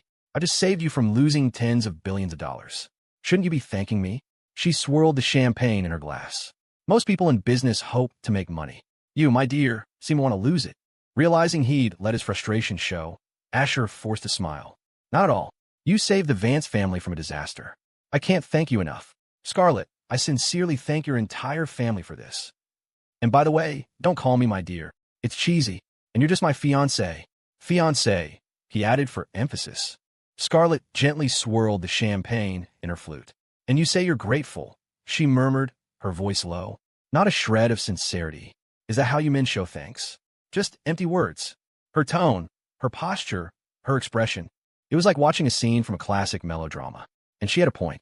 Business was about making money, not losing it. The amount of capital Scarlet had just saved was astronomical. Asher's reaction was far too subdued. No joy, no relief. He was acting as if nothing had happened, which was completely out of character. Asher squeezed out another smile. Ms. Joe, what would you have me do? First, try calling me honey and see how it sounds, Scarlet said with a mischievous grin. Don't push it, Asher warned, his face turning cold. I'd love to call you that, but my sim persona won't allow it. Scarlet's smile widened, a sweetness spreading through her that was more potent than honey. Asher was cosplaying a role, and that role had rules. Lines he couldn't cross. She understood that now. So, she didn't press the issue. Just drink this champagne with me. My arm is getting tired, she said, offering a different condition. Asher nodded. That he could accept. As he took the glass, the she-devil's slender, pale fingers brushed against his hand, a teasing touch like a kitten's paw. A jolt went through him, and the glass trembled slightly, though thankfully no champagne spilled. After this drink, you should go home, he said firmly. This version of the she-devil didn't play by the rules. Asher was struggling to keep up. In the later parts of the novel, a fully villainous Scarlet would run circles around Leo Flynn, inflicting heavy losses on his Dragon's Den PMC. It was proof that this woman was far more complex than she appeared. Something is wrong with you, Scarlet. Very wrong. After I get you out of here, I need to rethink my strategy. If I don't acquire Apex, how will Leo get his chance to put me in my place? Ugh, this damn garbage plot is killing me. Ding. Congratulations, host. Personal strength, +1. I can't leave. This was a potential $100 billion investment that went sour. And don't forget, My family's money was tied up in it too, Scarlett stated, then downed her champagne in one go. She poured herself another glass. She had intended to refill Asher's, but he, still annoyed, didn't offer his glass back. And he reconsidered. The champagne was expensive, and it was his. Might as well drink it. He held out his glass. Scarlett just smiled, saying nothing as she dutifully filled it for him. Knock, knock, knock. A sharp rap came from the conference room door. Come in, Scarlett called out. Asher was in a mood to ignore the world, sitting there contemplating the ruins of his life. So Scarlett took charge. Mark Lee entered, drenched in sweat. His face was pale, and he was trembling as he walked, his voice stuttering. Mr. Vance. Mrs. Vance.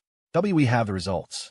Although Scarlett knew the truth would align with what Asher's inner voice had said, her heart had been pounding until the facts were confirmed.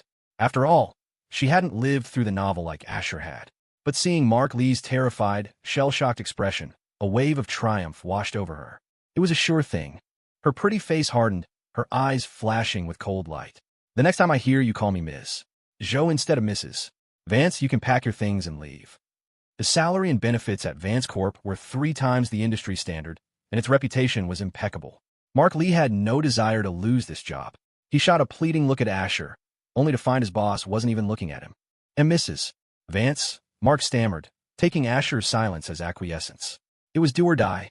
Scarlett was the one who had uncovered the rot in Apex Properties. She deserved the respect. Scarlett nodded, satisfied. Spit it out. Mark steeled himself. Apex Properties is a sham. The information you received was 100% accurate. The conference room was full again. A cold sweat broke out on every executive as they realized how close they'd come to being duped by Apex. The people behind that scheme were absolute vultures. Vance Corp had already moved on the full acquisition. In other words, the money had been wired. They held the shares. If they hadn't acted so fast, every other major family in New York would have been fighting over the same poison chalice. Mr. Vance, what should we do now? Mark Lee asked, his head bowed low, a stark contrast to his earlier confidence. His question echoed the panic in everyone's mind. What should we do? Asher wanted to scream. I like to know that myself. Without this disaster, how is the protagonist supposed to get his moment of glory? How could the plot possibly move forward? A villain's purpose is to be defeated. Asher was mentally scrambling, trying to figure out how to salvage the scene, when he felt something brush against his calf. It was ticklish. The conference room was regularly cleaned and disinfected. Where would a bug come from? But with all eyes on him, he fought the urge to scratch and snapped. I don't have an immediate solution. But what's the point of this meeting? Isn't it for you people to come up with a plan? Don't ask me for every little thing. The room fell silent. It was only natural for their boss to be furious. And who could they blame? Only themselves for not doing their due diligence and getting swept up in the hype along with the other big families. Seeing them all staring down at the table, deep in thought, Asher sneakily reached a hand under the table. He expected to grab an insect, but his fingers met the smooth, yielding texture of leather. Confused, he explored further and felt 5 perfectly formed, rounded toes. The realization hit him. He shifted his chair back slightly and glanced down. A lovely, delicate foot was resting on his calf. A woman's foot, and the only woman sitting next to him was Scarlett Joe. A lightning bolt shot through Asher. This wasn't in the damn script. You're improvising. What is this tigress doing? Is she that desperate? That can't be right. This scene wasn't in the plot, but her teasing me probably won't affect the main storyline. Damn, that feels nice. It tickles, like a playful kitten pawing at its owner. But my character is Serafina, Hayes' loyal simp. Until my villainous turn, I can't have any ambiguous relationships with other women. As much as I'd like to enjoy this a little longer. Sorry, but no. Asher shot her a cold look, his voice a low hiss. Scarlett, get your dirty foot off me. Oh, is it dirty? I wash them every day. You can smell for yourself if you'd like, Scarlett whispered back, completely unfazed by his harsh words. And then it got worse. Her toes, like a deadly, coiling snake, began to press and dig into his calf. It was a maddening combination of pleasure and pain. His simp persona and his body's natural instincts were locked in a fatal conflict. What the hell does she want from me? I'm a simp. Do you understand? A simp. You're the woman you can't have now, but will get later after I turn evil. Until then, can we please just maintain a normal, professional relationship? Taking a deep breath, Asher reached down and grabbed her ankle. The fine silk of her stocking felt cool and smooth against his palm. But he steeled himself, and with a firm shove that would have broken the hearts of countless men, he pushed Scarlett's perfect foot away. "I'd appreciate it if you'd show some self-respect," he said, his voice louder this time. He knew he couldn't give her an ounce of hope. She was resilient, and her pride wasn't nearly as fragile as Serafina's. She knew how to exploit any advantage. Scarlett just smiled, her eyes filled with an innocent sparkle. The employees in the room had learned their lesson. Whatever was happening between Asher and Scarlett, they would die before they looked over. They didn't want to get called on to offer a solution to this crisis they couldn't solve. Scarlett knew when to quit. She could tell her little man was genuinely angry this time. It was better to boil the frog slowly. Being able to hear his thoughts was a gift from heaven. They were both in the villain camp in this story, a connection that layered on top of everything else. There was no need to rush.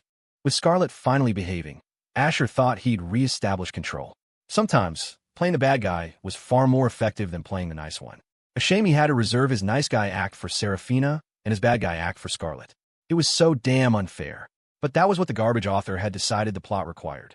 As an uneasy quiet settled over the room again, the team of high-powered executives, graduates of top universities at home and abroad with years, even decades, of experience, sat like timid quails, not daring to utter a peep.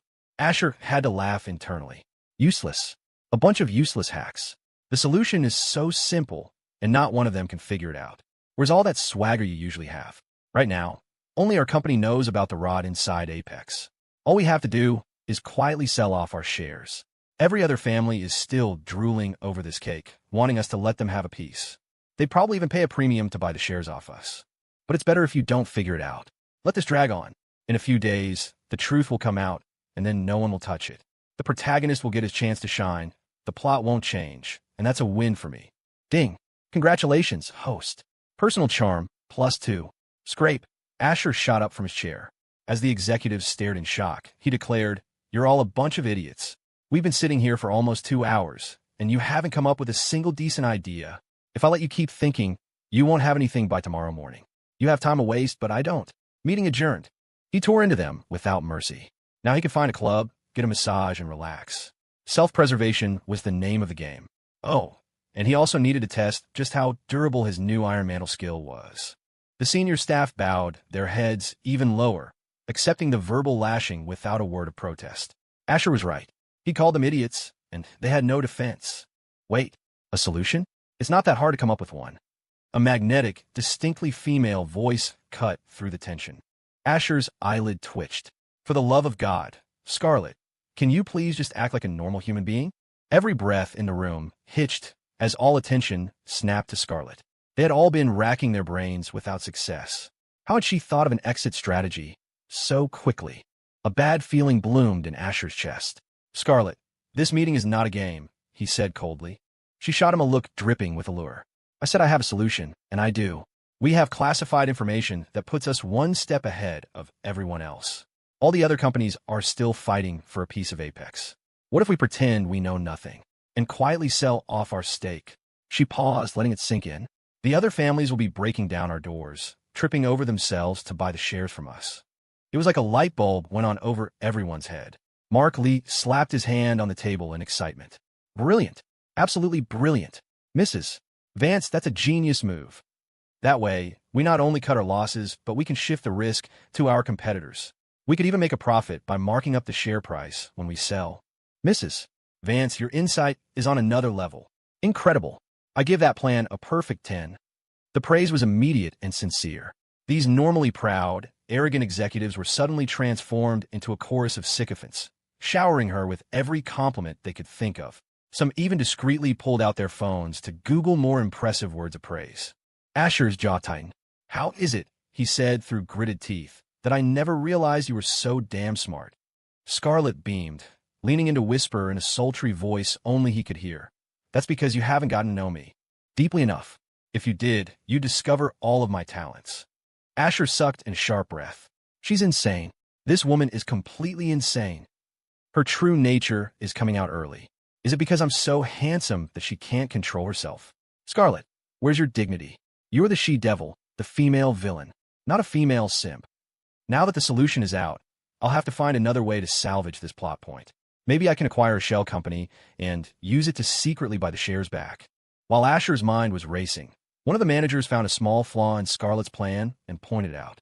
"Mrs.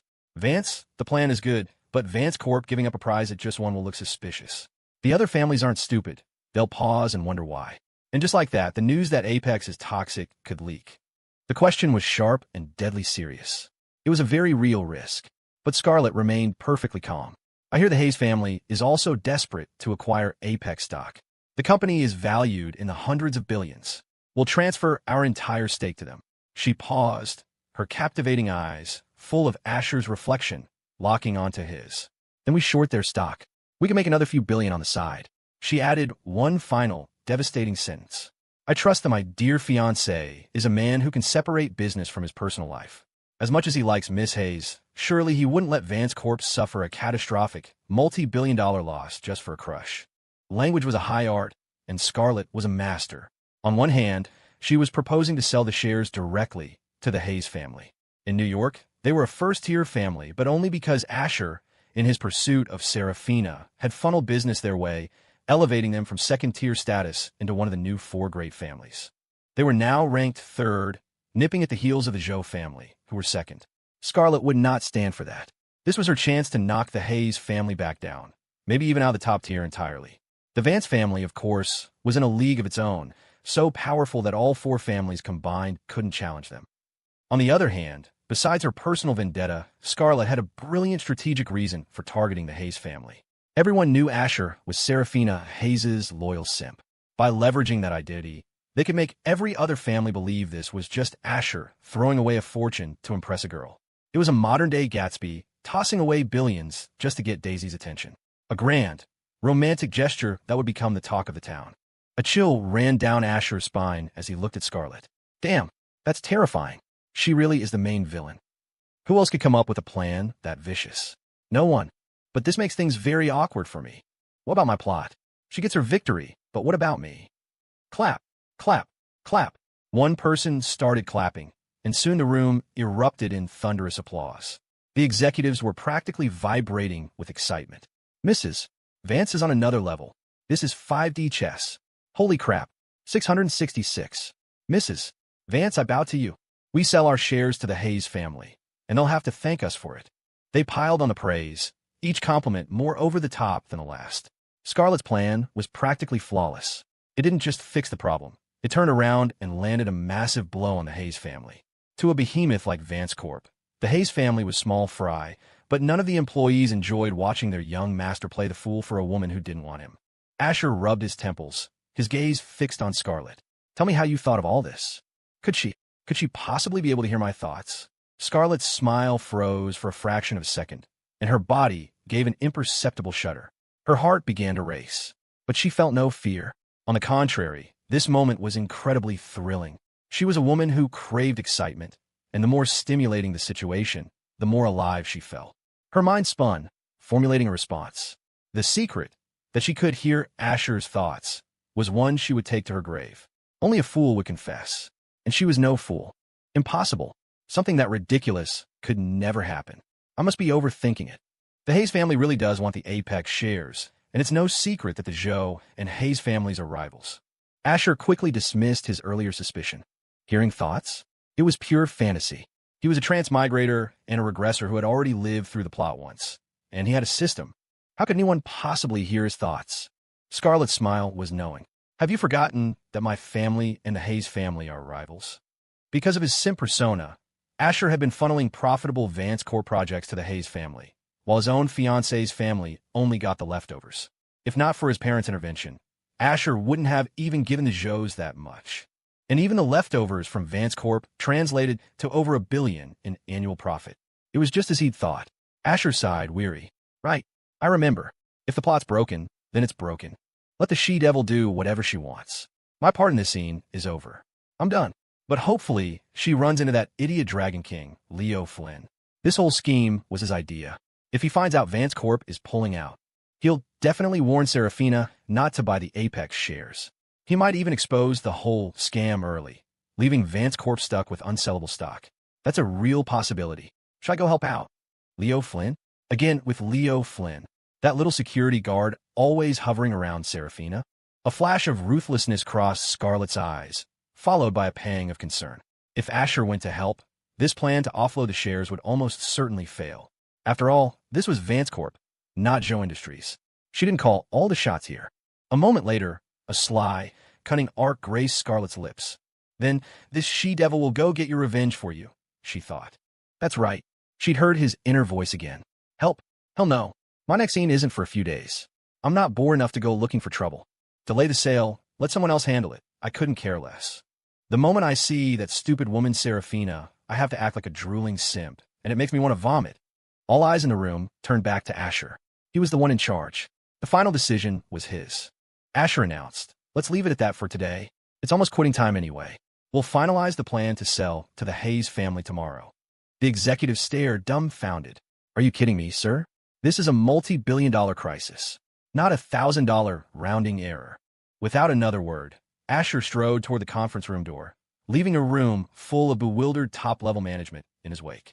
They were used to his impulsive nature, but letting a bomb like Apex tick for another day made their blood run cold. If Asher's father, Lawrence Vance, found out and got angry, their heads would be the first on the chopping block. Panic began to set in. I'm sacrificing a lot to get this plot back on track, Asher muttered to himself as he left. If it still doesn't work, then to hell with you, Serafina. You and Leo Flynn can go eat dirt. Once outside the conference room, Asher felt a wave of relief. He bypassed his office, grabbed his car keys, and headed for the elevator. He was in a club, a place of high culture to enjoy the finer things in life. Stretch his muscles, relax his mind. He remembered number 28 was pretty, but her technique was a bit lacking. Number 39 had a great figure and skilled hands, but she had that look in her eyes, the same one Scarlett had, that made him feel like she wanted to eat him alive. It was too much. Yeah, number 14 was the best choice. Pretty, a great conversationalist.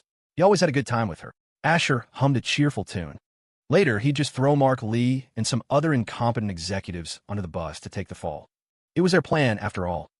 If worst came to worst, he'd let his old man beat him up a little. Asher already had his escape plan figured out. A beating? Fine. What was the point of having an indestructible iron mantle if he never let anyone hit him? With Asher gone, the energy drained from the conference room. Without a direct order, they were paralyzed. They knew what to do, but without Asher's sign-off, they were terrified of being held responsible. This wasn't something you could just resign over. Did I say you could leave? Scarlett's cool voice sliced through the silence. With Asher gone, it was like she transformed. The flirty, coquettish demeanor vanished, replaced by the aura of a seasoned corporate queen. Mark Lee stammered, Mrs. Vance, but Mr. Vance? He's not here, which means I'm in charge, Scarlett declared. Now you'll do as I say. Get the legal department in here. I want them to draw up the transfer contracts for the Apex shares, and I want them flawless. The rest of you senior staff, you're coming with me to Serafina Hayes' company. Thank God Asher had left. Now she could operate freely. If he'd been there, she worried he'd have to sabotage her efforts to maintain his simp persona. He wouldn't do it maliciously, but he'd have to do it publicly. And she didn't want to fight with her little man, even if she knew it was all an act. Now that someone else was taking the lead, and the responsibility, the executives sprang into action. If Asher got mad later, he'd take it out on Scarlett. And a fight between that couple was a private matter. This was business, and business came first. Half an hour later, the convoy arrived at the Hayes Corporation headquarters. Scarlett knew that on the surface, this was about dumping the toxic Apex shares on Serafina, but it was also the first real battle between the two of them. Before, when Asher had been indifferent to her, Scarlett had felt that fighting over him was beneath her. It felt demeaning, desperate, but now it was different. Ever since she could hear his thoughts, everything had changed. The world was full of wonderful possibilities again. Scarlett, naturally, wasn't riding with the employees. She stepped out of her white Maserati Quattroporte, her eyes narrowing slightly as she strode into the Hayes Corporation building on clicking heels. Mark Lee and the Vance Corp legal team followed in her wake. The procession immediately caught the attention of every employee at Hayes Corp. It was impossible to miss. Isn't that Scarlett Joe from the Joe family? What's she doing at our company? Damn, those legs, that body, that face. I'm in love. She's right up there with our own Miss Hayes. I don't know why Mr. Vance doesn't appreciate her. Only kids have to choose. A real man would want both. Yeah, keep dreaming. Those two are women you'll never get in this lifetime. Hey, isn't that Mark Lee, the head of investments at Vance Corp? Why is he with them? The Hayes Corporation staff instantly turned into a crowd of gossips, their curiosity ignited. Scarlett hadn't forgotten what Asher's inner voice had said. From the moment she arrived, her sharp eyes scanned the area, searching for any sign of Leo Flynn. She brought her family's bodyguards with her. If she spotted him, she'd have them create a distraction, tie him up, do whatever it took to delay him. There was no way she was letting Leo Flynn tip off Serafina Hayes. But as she walked through the lobby, Leo was nowhere to be seen. He had been thoroughly humiliated that morning. His job as a security guard was just a pretext to get close to Serafina, not a career. Consequently, he was often absent from his post. Ms. Zhou, may I ask what brings you to our company?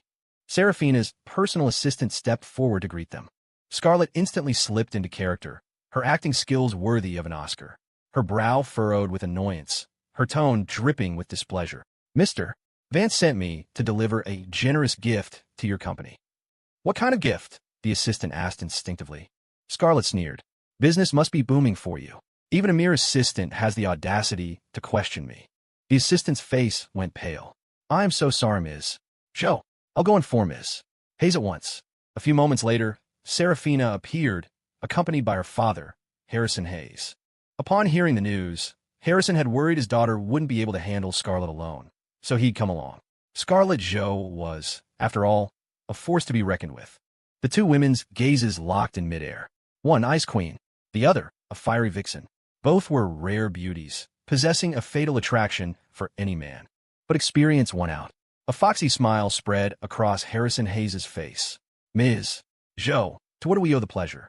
My daughter's assistant mentioned a gift. We are grateful, of course, but we can't accept something for nothing. Please extend my thanks to young Mr. Vance. Asher had brought the Hayes family an obscene amount of business. And now another generous gift. Harrison had practically sprinted over. Old fox, Scarlett thought with a silent sneer. Harrison talked about not accepting something for nothing, but he hadn't actually refused the gift. He was planning to assess the situation before making a final decision.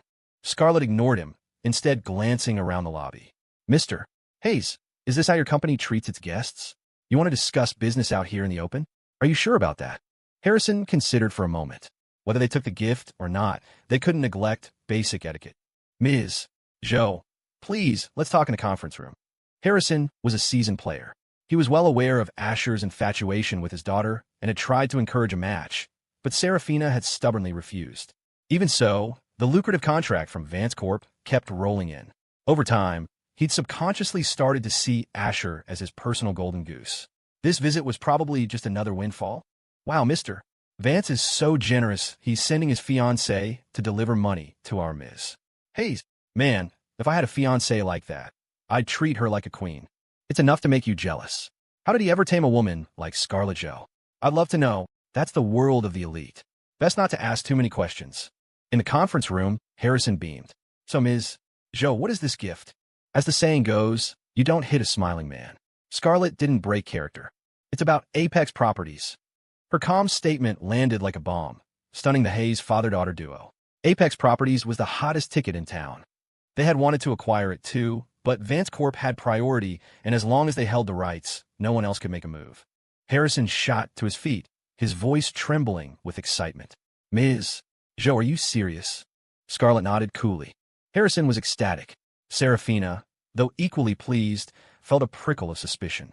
Scarlett, her nominal rival who never saw eye to eye with Asher, was willingly acting as his messenger? An alpha female like her would never agree to do something so demeaning. Was she forced? Impossible. Serafina knew Scarlett's personality as well as Scarlett knew hers. In some ways, they were very similar. Neither of them liked being forced to do anything. Ms. Zhou, before we proceed, could you answer a question for me? Why are you, of all people, willing to act as Mr. Vance's messenger? The first shot had been fired. Serafina's and Scarlett's eyes met again, a silent clash of wills. Scarlett's expression didn't change, but Mark Lee and the legal team behind her were already starting to sweat. Scarlett was formidable, but Serafina Hayes was no damsel in distress. The silent war between two powerful women could be more brutal than any physical fight. Mark Lee didn't dare breathe, terrified he'd give the game away. Then, Scarlett's face crumpled into a mask of profound disappointment. You think I want to be here? That bastard said he'd give the Apex shares to the Hayes family first. Only if you refuse them can the Zhou family even get a seat at the table. Her expression shifted again, morphing into one of bitter resentment. And I'm supposed to be his fiancée. He thinks of outsiders before his own family. This engagement is a joke. The sooner it's over, the better. Scarlett's portrayal of a wronged, fed-up woman was flawless. To any observer, it was utterly convincing. Her final words hung in the air, more powerful than any shout. In that moment, both Harrison and Serafina understood why Mark Lee and the Vance Corp team were present. They were here to ensure Scarlett delivered Asher's message faithfully, word for word. Brilliant. It was absolutely brilliant. Harrison wanted to kiss Asher on both cheeks. The kid was a certified money-printing machine. And when he had money to give away, he thought of the Hayes family first. Such a good kid. A shame his daughter couldn't see it. But the Hayes family had grown accustomed to Asher's generosity, seeing it not as a gift, but as their due. It was a classic case of entitlement breeding resentment. Huh, my dear boy is so thoughtful. If only he were my son-in-law, Harrison laughed, his voice booming with triumph. Anyone could hear the mockery in Harrison Hayes' words. Asher Vance is your fiancé. So what? He's still giving the best deals to my daughter. How does that make your family feel, Scarlett? Humiliated? Old fox. You'll be crying in a few days. I wonder if you'll still be laughing so hard then, Scarlett thought to herself. Serafina, too, felt a flicker of satisfaction. Ms. Joe, she asked coolly, what transfer fee is your corporation proposing? The price was, naturally, her primary concern. Harrison leaned forward, his interest piqued. That little simp Asher was always orbiting his daughter, getting nothing in return. To make her happy, surely he would offer the shares at cost, or maybe even at a discount. It wasn't out of the question. Scarlett held up 3 elegant, pale fingers. 30% above market price. Isn't that a bit steep? Serafina shot back immediately. Harrison stared in disbelief. Why wasn't Asher playing his usual part? Shouldn't he be fawning over his daughter? This uncharacteristic stinginess, a 30% premium, annoyed him greatly. For a moment, he thought he had misheard. Scarlett was no simp. She had no intention of being pleasant to this father-daughter pair. Her face became a mask of ice. When Mr. Vance said he was giving up all of Vance Corp shares in Apex, I was surprised. What surprised me more was that he didn't offer them to my family first, but immediately thought of you, Serafina Hayes. Your family has received so much from the Vances that you've started to believe you're entitled to it. You think all the good things that come your way are just what you deserve. There are dozens of powerful families in New York. Why does Mr. Vance always think of you? Is it because your business acumen is superior? Your client base more stable? Your operational efficiency higher? Scarlett paused, her voice dropping to a frigid, deliberate tone. No, it's none of those things. It's simply because you, Mr.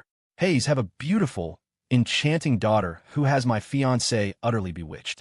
If they were going to lay the cards on the table, it might as well be now. These were the things Scarlett had been dying to say to them for years. Before she could hear Asher's thoughts, she had believed he genuinely didn't like her. She hadn't wanted to debase herself by chasing after him. But now she knew what he really thought. And today, she was here to collect some interest on behalf of her little man. To hell with the protagonist and the female lead. To hell with the predetermined plot. Even if it was all scripted, she wouldn't fail to live up to her role as the #1 female villain. Mark Lee and the others from Vance Corp who knew the truth were cheering internally. Mrs. Vance is a badass. To confront the head of Hayes Corporation on his own turf, without giving an inch of ground. It was incredible. But when they thought about her words, they couldn't find a single flaw. In fact, she wasn't the only one who thought that way. Every other family in the city felt the same. The only difference was they didn't dare say it to the Hayes' faces, not out of fear of them, but of angering Asher. Harrison and Serafina's faces cycled through shades of red and white. Serafina, in particular, felt a hot flush of shame. Her pride was stung. Everything Scarlett had said was true. She was taking advantage of the Vance family's generosity while stringing along its future heir. Wasn't that exactly what she was doing? I never asked him to do any of those things, Serafina retorted, her face flushed, stubbornly refusing to admit defeat. It was all his choice. Playing dumb, are we? Scarlett shot back. Then don't accept the benefits. You could have refused the contracts Vance Corp offered you. I have never met such shameless people in my life. Forget it. If you don't want the Apex shares, just say so. Oh, wait, it's not that you don't want them. You want them for free. There's no such thing as a free lunch in this world. If you don't want them, my family will take them all. Mark Lee flinched, then immediately stood. Yes. Go back and tell Mr. Vance exactly what happened. The Hayes family doesn't want the shares, so we, the Joe family, will be taking them, Scarlett commanded. A cold sweat trickled down Mark Lee's back, but he followed her orders. He immediately instructed the Vance Corp legal team to prepare the transfer documents, right there in front of Harrison and Serafina. Panic seized Harrison. Asher's terms were actually pretty good. A 30% premium might seem high, but Vance Corp held a much larger stake than they could have acquired on their own. And if they refused, other families were waiting to pounce. If the shares went to the Zhou family, the Hayes would be stuck in third place forever. Ms. Zhou, please, don't be angry, he pleaded. Serafina was just speaking out of frustration. Business is business. Scarlett, too, had been feeling a tremor of anxiety. But when she heard Harrison's desperate voice, she let out a huge, internal sigh of relief. Oh, I thought the Hayes family wasn't interested, she asked coldly. Not interested? Of course we're interested. We'll take whatever you've got, Harrison said with an obsequious smile. He was an old pro, a master of knowing when to advance and when to retreat. Fearing Scarlett would actually snatch the shares, he scurried over to Mark Lee. Mr. Vance's word is his bond. You were ordered to give us priority, not the Zhou family. Harrison invoked Asher's name as a shield. Mark Lee hesitated, then forced a strained smile. Of course. We'll take the Apex shares. Don't you dare give them to anyone else, Harrison said, finally breathing a sigh of relief. In fact, everyone in the room relaxed, including Serafina. Even if this deal was thanks to Asher, business was business, not a matter of feelings. A profit of several $1 billion wasn't something you just threw away. Besides, she thought, a flicker of annoyance crossing her mind, it wasn't like that jerk Asher actually liked her. It was all an act, a show for everyone else. With that, Scarlett was left on the sidelines, her face a dark storm cloud as she watched the two parties negotiate. It was all for show, of course. The negotiations went smoothly, as both sides were eager to close. The Hayes Corporation legal team reviewed the contracts and found no issues. A transaction involving a staggering $6.8 billion in equity was completed in less than an hour. Scarlett finally let out her breath. Let's see how you bounce back from this, Hayes family. The fact that Apex was a lemon was true, but until it was exposed, it was still a golden goose. By the time Harrison and Serafina Hayes discovered the rot inside, it would be far too late. Asher was at an ultra-exclusive wellness club, the completely legitimate kind. He had no interest in the other variety. Inside a lavish VIP suite, a therapist, number 14, greeted him with a warm smile. Mr. Vance, it's been a few days. Asher was different from the other VIP clients. He never made inappropriate requests. He was just here to relax and get a massage. Only a few days, Asher teased back. Did you miss me? Number 14 nodded eagerly, her eyes sparkling, reflecting Asher's image. I did. I thought about you day and night. Asher laughed. I missed you too. Number 14's cheeks flushed a delicate pink. She pouted. Men's words are all lies. If you really missed me, you'd make me your exclusive therapist. The thought of providing a warm home for every girl in the world was a nice fantasy. But Asher knew his role, the ultimate prize, the nation's most eligible bachelor. In simpler terms, he was the dream man for every ordinary young woman. Young, impossibly rich, with a family fortune that would last lifetimes. We'll talk in a couple of days, he said, deflecting. Same as usual for today. With practiced ease, he stripped off his shirt. Number 14 gave him a mock-aggrieved look, but said nothing more. She knew her place. He was the city's golden boy, and she was. Well, she was a top-tier beauty by any normal standard, but there was a vast gulf between her and the goddesses in his circle, like his fiancée Scarlett Zhou or his obsession, Serafina Hayes. The idea that he would ever see her as anything more was laughable. A high-pitched shriek suddenly filled the room. Asher looked at her, baffled. What are you screaming about? Number 14's face was beet red.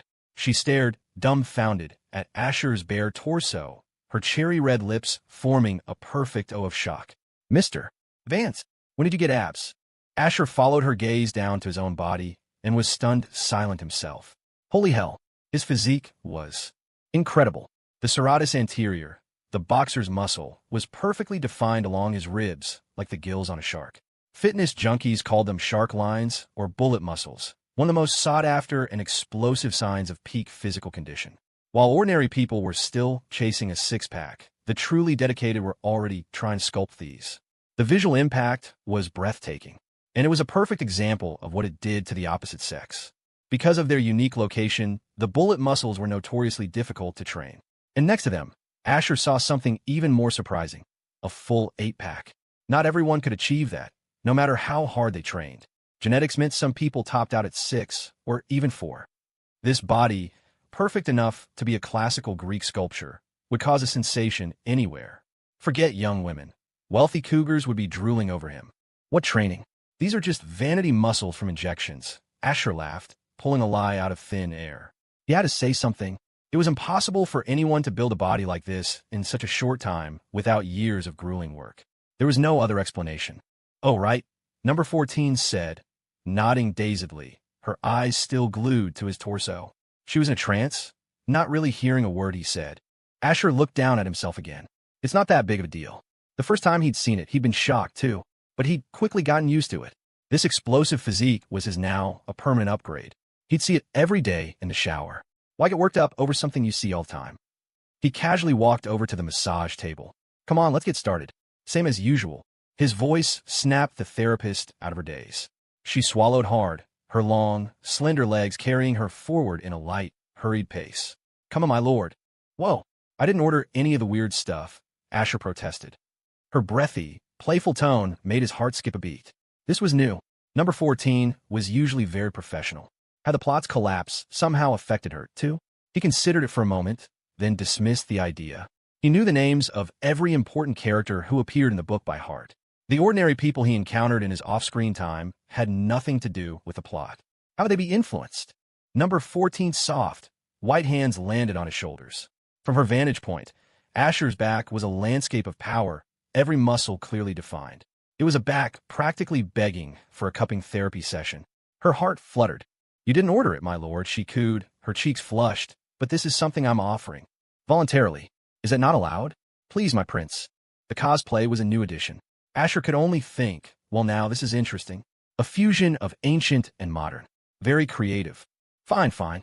Just use a little more pressure, he said, surrendering to the rare moment of leisure. Only here could he drop the act and truly relax. As you wish, my prince. Whatever you command, I shall do. Number 14 was overjoyed. The muscles, the texture, it felt too real to be fake. Most of her clients were either pot-bellied old men or scrawny youths. This was the first time in her career she'd ever massaged a handsome man with a perfect body. It made sense, really. The clientele here were mostly wealthy heirs and playboys who spent their days indulging in women and wine. Who among them had time to work out? The last time Asher had come in, he'd been fit, but nothing like this. At this point, number 14 didn't care if the muscles were real or fake. She was just going to do her job and enjoy it. You were my eyes. If I could see, I could easily tell day from night. Lying on his stomach, Asher was surprised by his ringtone and picked up the phone from beside the pillow. Behind him, number 14's hands paused. Keep going, don't mind me, Asher said. She nodded, and her warm, delicate hands resumed their work. Weird. Why is Mom calling me at this hour? Asher wondered. But with the plot in total freefall, anything was possible. A sudden call from his mother could mean something important was up. He answered the phone. Hey, Mom. Asher, what took you so long to answer? His mother's familiar voice filled his ear. For a moment, Asher felt a pang of nostalgia. In his previous life, after Leo Flynn had destroyed the Vance family, Asher had used his own private funds, with the system's tacit permission, to send his parents abroad. It was enough for them to live out their days in comfort. According to the plot, after Asher's death, they had tried to avenge him, but Leo Flynn had framed his father, Lawrence, sending him to prison. With the Vance family's power gone, all their fair-weather friends vanished overnight. Her husband in jail, her son dead, and her daughter for some reason siding with Leo Flynn, Asher's mother had soon fallen into a deep depression and taken her own life. Was it a satisfying story? For the readers identifying with the protagonist, Leo Flynn, absolutely. It was pure wish fulfillment. But for the Vance family, it was an utter catastrophe. And all because Asher had pursued the woman the protagonist had set his sights on, leading to a few minor clashes.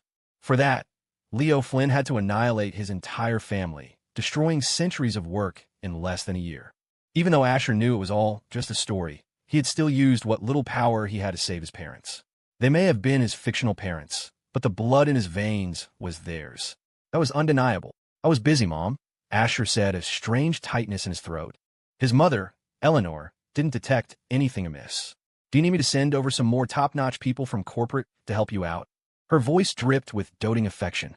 In the original story, Asher's arrogant, lawless personality was a direct result of his mother's spoiling.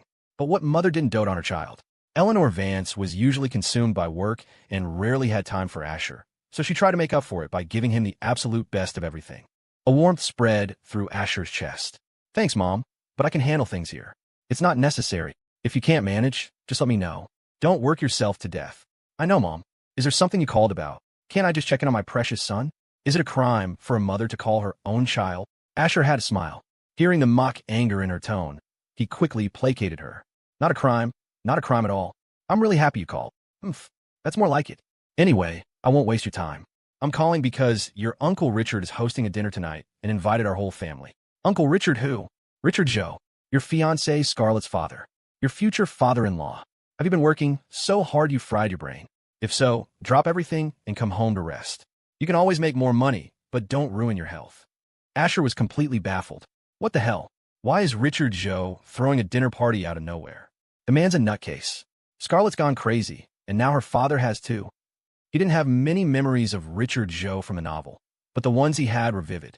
When Leo Flynn had established his power base in New York, and the other three great families had sided with him, the Joe family, under Scarlett's leadership, had resisted to the very end. Of course, thanks to the protagonist's plot armor, the Joe family was destined to fall. Asher didn't know the specifics of what happened after that, because he'd already been written out of the story by then, leaving the she-devil to manage the final act. Mom, you guys go. I'll sit this one out, Asher said, refusing. Whether this was Richard Joe's idea or Scarlett's, no one was going to rob him of his precious R&R time. Usually, his mother would have sided with him. But this time, her tone was uncharacteristically firm. No, tonight's dinner is important. You have to be there. Asher was taken aback. He hadn't expected her to push back. Is this Scarlett's idea? He couldn't think of any other reason. Don't call her Scarlett, his mother chided. She's my future daughter-in-law. You're not a kid anymore. It's time you settled down. Call her by her name. And what's so great about that Serafina, Hayes, anyway? Is she really worth all this obsession? So is her. Asher had to maintain his sim persona. Mom, you know I'm only interested in Serafina. No other woman even registers. From the first moment I saw her, my heart has had no room for anyone else. Ugh. Asher delivered the lines with ringing conviction, the very picture of true love. Number 14, the therapist, seemed to be in a daze. In this materialistic world, Mr. Vance, a man from the highest echelons of society, was so different from the other rich heirs. He was a breath of fresh air, a beam of light piercing the darkness. Splat. She fumbled, and the bottle of massage oil slipped from her hand and fell to the floor. What was that noise? His mother asked, instantly alert. Asher wanted to curse. Not at his mother, and not at number 14. Accidents happen. And nothing. Mom, you must have misheard, he said quickly. Ever since he'd met Serafina, his character wasn't supposed to be fooling around. Other characters' personas could break, but if his did, it was game over. His mother's suspicion deepened. No, that sounded like a woman's voice. Asher wanted to cry. Was a woman's sixth sense really that sharp? Mom, you know that after I met Serafina, there's only been room for her in my heart. You know that. The line went silent. Asher's racing heart began to slow. Although everyone knew what adults got up to, this was his mother. He was only a playboy on the surface. Besides, he hadn't actually done anything. He wouldn't be falsely accused. After a long pause, his mother said, "All right then." Bang, bang, bang. Before his mother could finish, a loud, insistent knocking came from the suite door, followed by a stern shout. Police. Open up. Room check. Asher was dumbfounded. When the fresh hell is this? Police raid. Here? This was an ultra-exclusive club, a VIP suite. Raids didn't happen here. The management had connections. The NYPD looked the other way as long as things didn't get too out of hand. In 3 lifetimes, this was the first time Asher had ever been in this situation. And of all the times for it to happen, it had to be now. He could feel the plot itself actively trying to screw with him. Asher, dear, do take care of your health. His mother's amused voice came through the phone. Tears of frustration welled in Asher's eyes. Mom, what are you talking about? It's not what you think, I swear. His mother's tone became earnest. I understand, dear. It's good for young men to have energy. In a way, I'm glad. At least your mind isn't completely fixated on Serafina Hayes. Just try to be more discreet after you're married. Scarlett is a young woman. After all, she has her pride. She might not say anything, but these things add up. Scarlett has her pride? Mom, you have no idea who that woman really is. She's the #1 villainess, a modern-day empress. The she-devil's pride is bulletproof. You don't know what she did to me in the conference room earlier. God, it was intense. Ahem. Asher felt a headache coming on. Mom, Scarlett is not as simple as she looks. Of course I know that, dear. My future daughter-in-law needs to have some substance if she's going to help you manage the vast Vance family empire. His mother had completely misinterpreted him again. He was trapped. There was no way to explain. The banging on the door grew more violent. Police, open the door immediately. Do not attempt to destroy any evidence. We have sensitive detection equipment. If you don't want to spend years in prison, cooperate now. Number 14 was panicking, her face pale. Like Asher, she'd never experienced a raid before. It might happen at other clubs, but this place was top tier. The police usually just did a walkthrough. They never banged on the doors of the VIP suites. Mom, I'll call you back later, Asher said. Asher, can you handle this? If not, call me back, and I'll have your father pull some strings to get you out. A mother's love. Asher really wanted to cry now. He was innocent. He hadn't done anything wrong. The banging intensified. No more time for explanations. He hung up. Mr. Vance, what do we do? Number 14 asked, her voice trembling. Asher's eye twitched. What do you think? We open the door and let them search. We haven't done anything illegal. What's there to be afraid of? He swung himself off the table, a flicker of anger in his eyes. This was all their fault. Now his own mother thought he was cheating. What rotten luck. Click. All right. Stop trying to break down the door. Asher snapped as he opened it. Outside stood 5 or 6 police officers. A strikingly beautiful female officer stepped forward, her voice sharp. What took you so long to open the door? Her dark, glossy hair was tied up, revealing a delicate, angular face. Her eyebrows had a slight, fierce arch to them, giving her an air of authority. Her. Asher froze. For a moment, the world felt incredibly small. The woman in front of him was Catherine Young, a rookie cop with an almost fanatical sense of justice. But that wasn't her only identity. She had another, more important one. The reason she could raid a place like this with impunity. She was the second daughter of the Young family, the most powerful of the 4 great families. Of course, she would never admit her career had anything to do with her background. In her mind, justice would always triumph over darkness. She was, in other words, a flower raised in a greenhouse, a do-gooder dedicated to righteousness. Her main weakness was her naivete, which made her easy to manipulate. Later in the story, Leo Flynn would exploit that very weakness to frame Asher, having Catherine herself be the one to arrest him. It was a classic trope. It made the protagonist look like a good guy while cementing Catherine's hatred for Asher. Asher himself had never blamed her. Idealistic crusaders like her existed in every era. Inexperienced, hating evil with a passion, they were easily used by those with ulterior motives. Asher, Catherine Young said, equally stunned to see him. The children of New York's top families all knew each other. They'd all gone to the same elite schools. In fact, Asher and Catherine had been in elementary school together. He'd been in 2nd grade when she was in 1st. Asher had been in the same class as her older sister, Jessica, and the 2 sisters were inseparable. Every time the bell rang for recess, Catherine would appear outside their classroom, and their teacher, perhaps deliberately, had made Jessica his desk mate. Back then, the little Catherine had been adorable and clueless. Asher, in a fit of mischief, had taken it upon himself to teach her his own brand of right and wrong, his own definition of justice. He'd filled her head with all sorts of nonsense, and under his careful guidance, a new champion of justice was born. Wherever there was injustice, girls fighting over dolls, boys getting into fistfights, little Catherine would be there to intervene. Her admiration for Asher grew by the day. This strange bond lasted until middle school. By high school, they had gone their separate ways. Once upon a time, the boy who slayed dragons became a dragon himself. The girl was still the same girl, but the boy was not the boy he used to be. Out of the way, Catherine said coldly, snapping out of her surprise. Police business. Step aside, hands on your head. She brushed past him and entered the room. Asher watched her go, then turned his gaze to a portly man in a suit standing behind the officers. The club manager saw his look and immediately began to grovel. I'm so sorry, Mr. Vance. I had no idea it was Ms. Young on duty tonight. You don't know? Don't act like I'm supposed to, Asher Vance said, rolling his eyes. And it was true. He really didn't know this part of the plot. The last time he'd lived through this storyline, it had started from chapter 1. Back then, all he wanted was to go home, so he'd meticulously played the part of a law-abiding model citizen. It was only after slowly figuring out the rules of this world that he'd finally decided to cut his exhausted self some slack.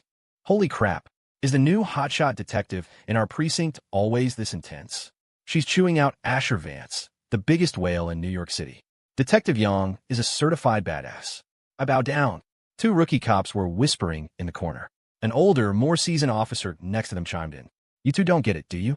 Detective Young isn't just anybody. She's got connections high up. The senior officer lowered his voice. Rumor is she and Vance go way back, but that's way above our pay grade. The rookies nodded, a silent understanding passing between them. Catherine Young, Kate, may have been new to the force, but whenever the captain led a raid, she acted more like the one in charge. She was the one who confronted the people no one else dared to. She was the one who did the things no one else would touch. If a situation was out of control, Kate Young took control. And if it was already under control, she'd take control of it anyway. Name, age, date of birth, ID, and your professional license now, Kate said, her beautiful face an iron mask of impartiality. Number 14 shot Asher, a helpless look, her eyes wide and pathetic like a puppy about to be abandoned. It didn't look like an act. Asher chuckled, trying to reassure her. Just do what the nice officer says. It's not like she's going to eat you. His flippant attitude only made Kate's brow furrow deeper. He was the hero she had worshipped as a child, and now, right before her eyes, he was morphing into the very thing she despised. A decadent,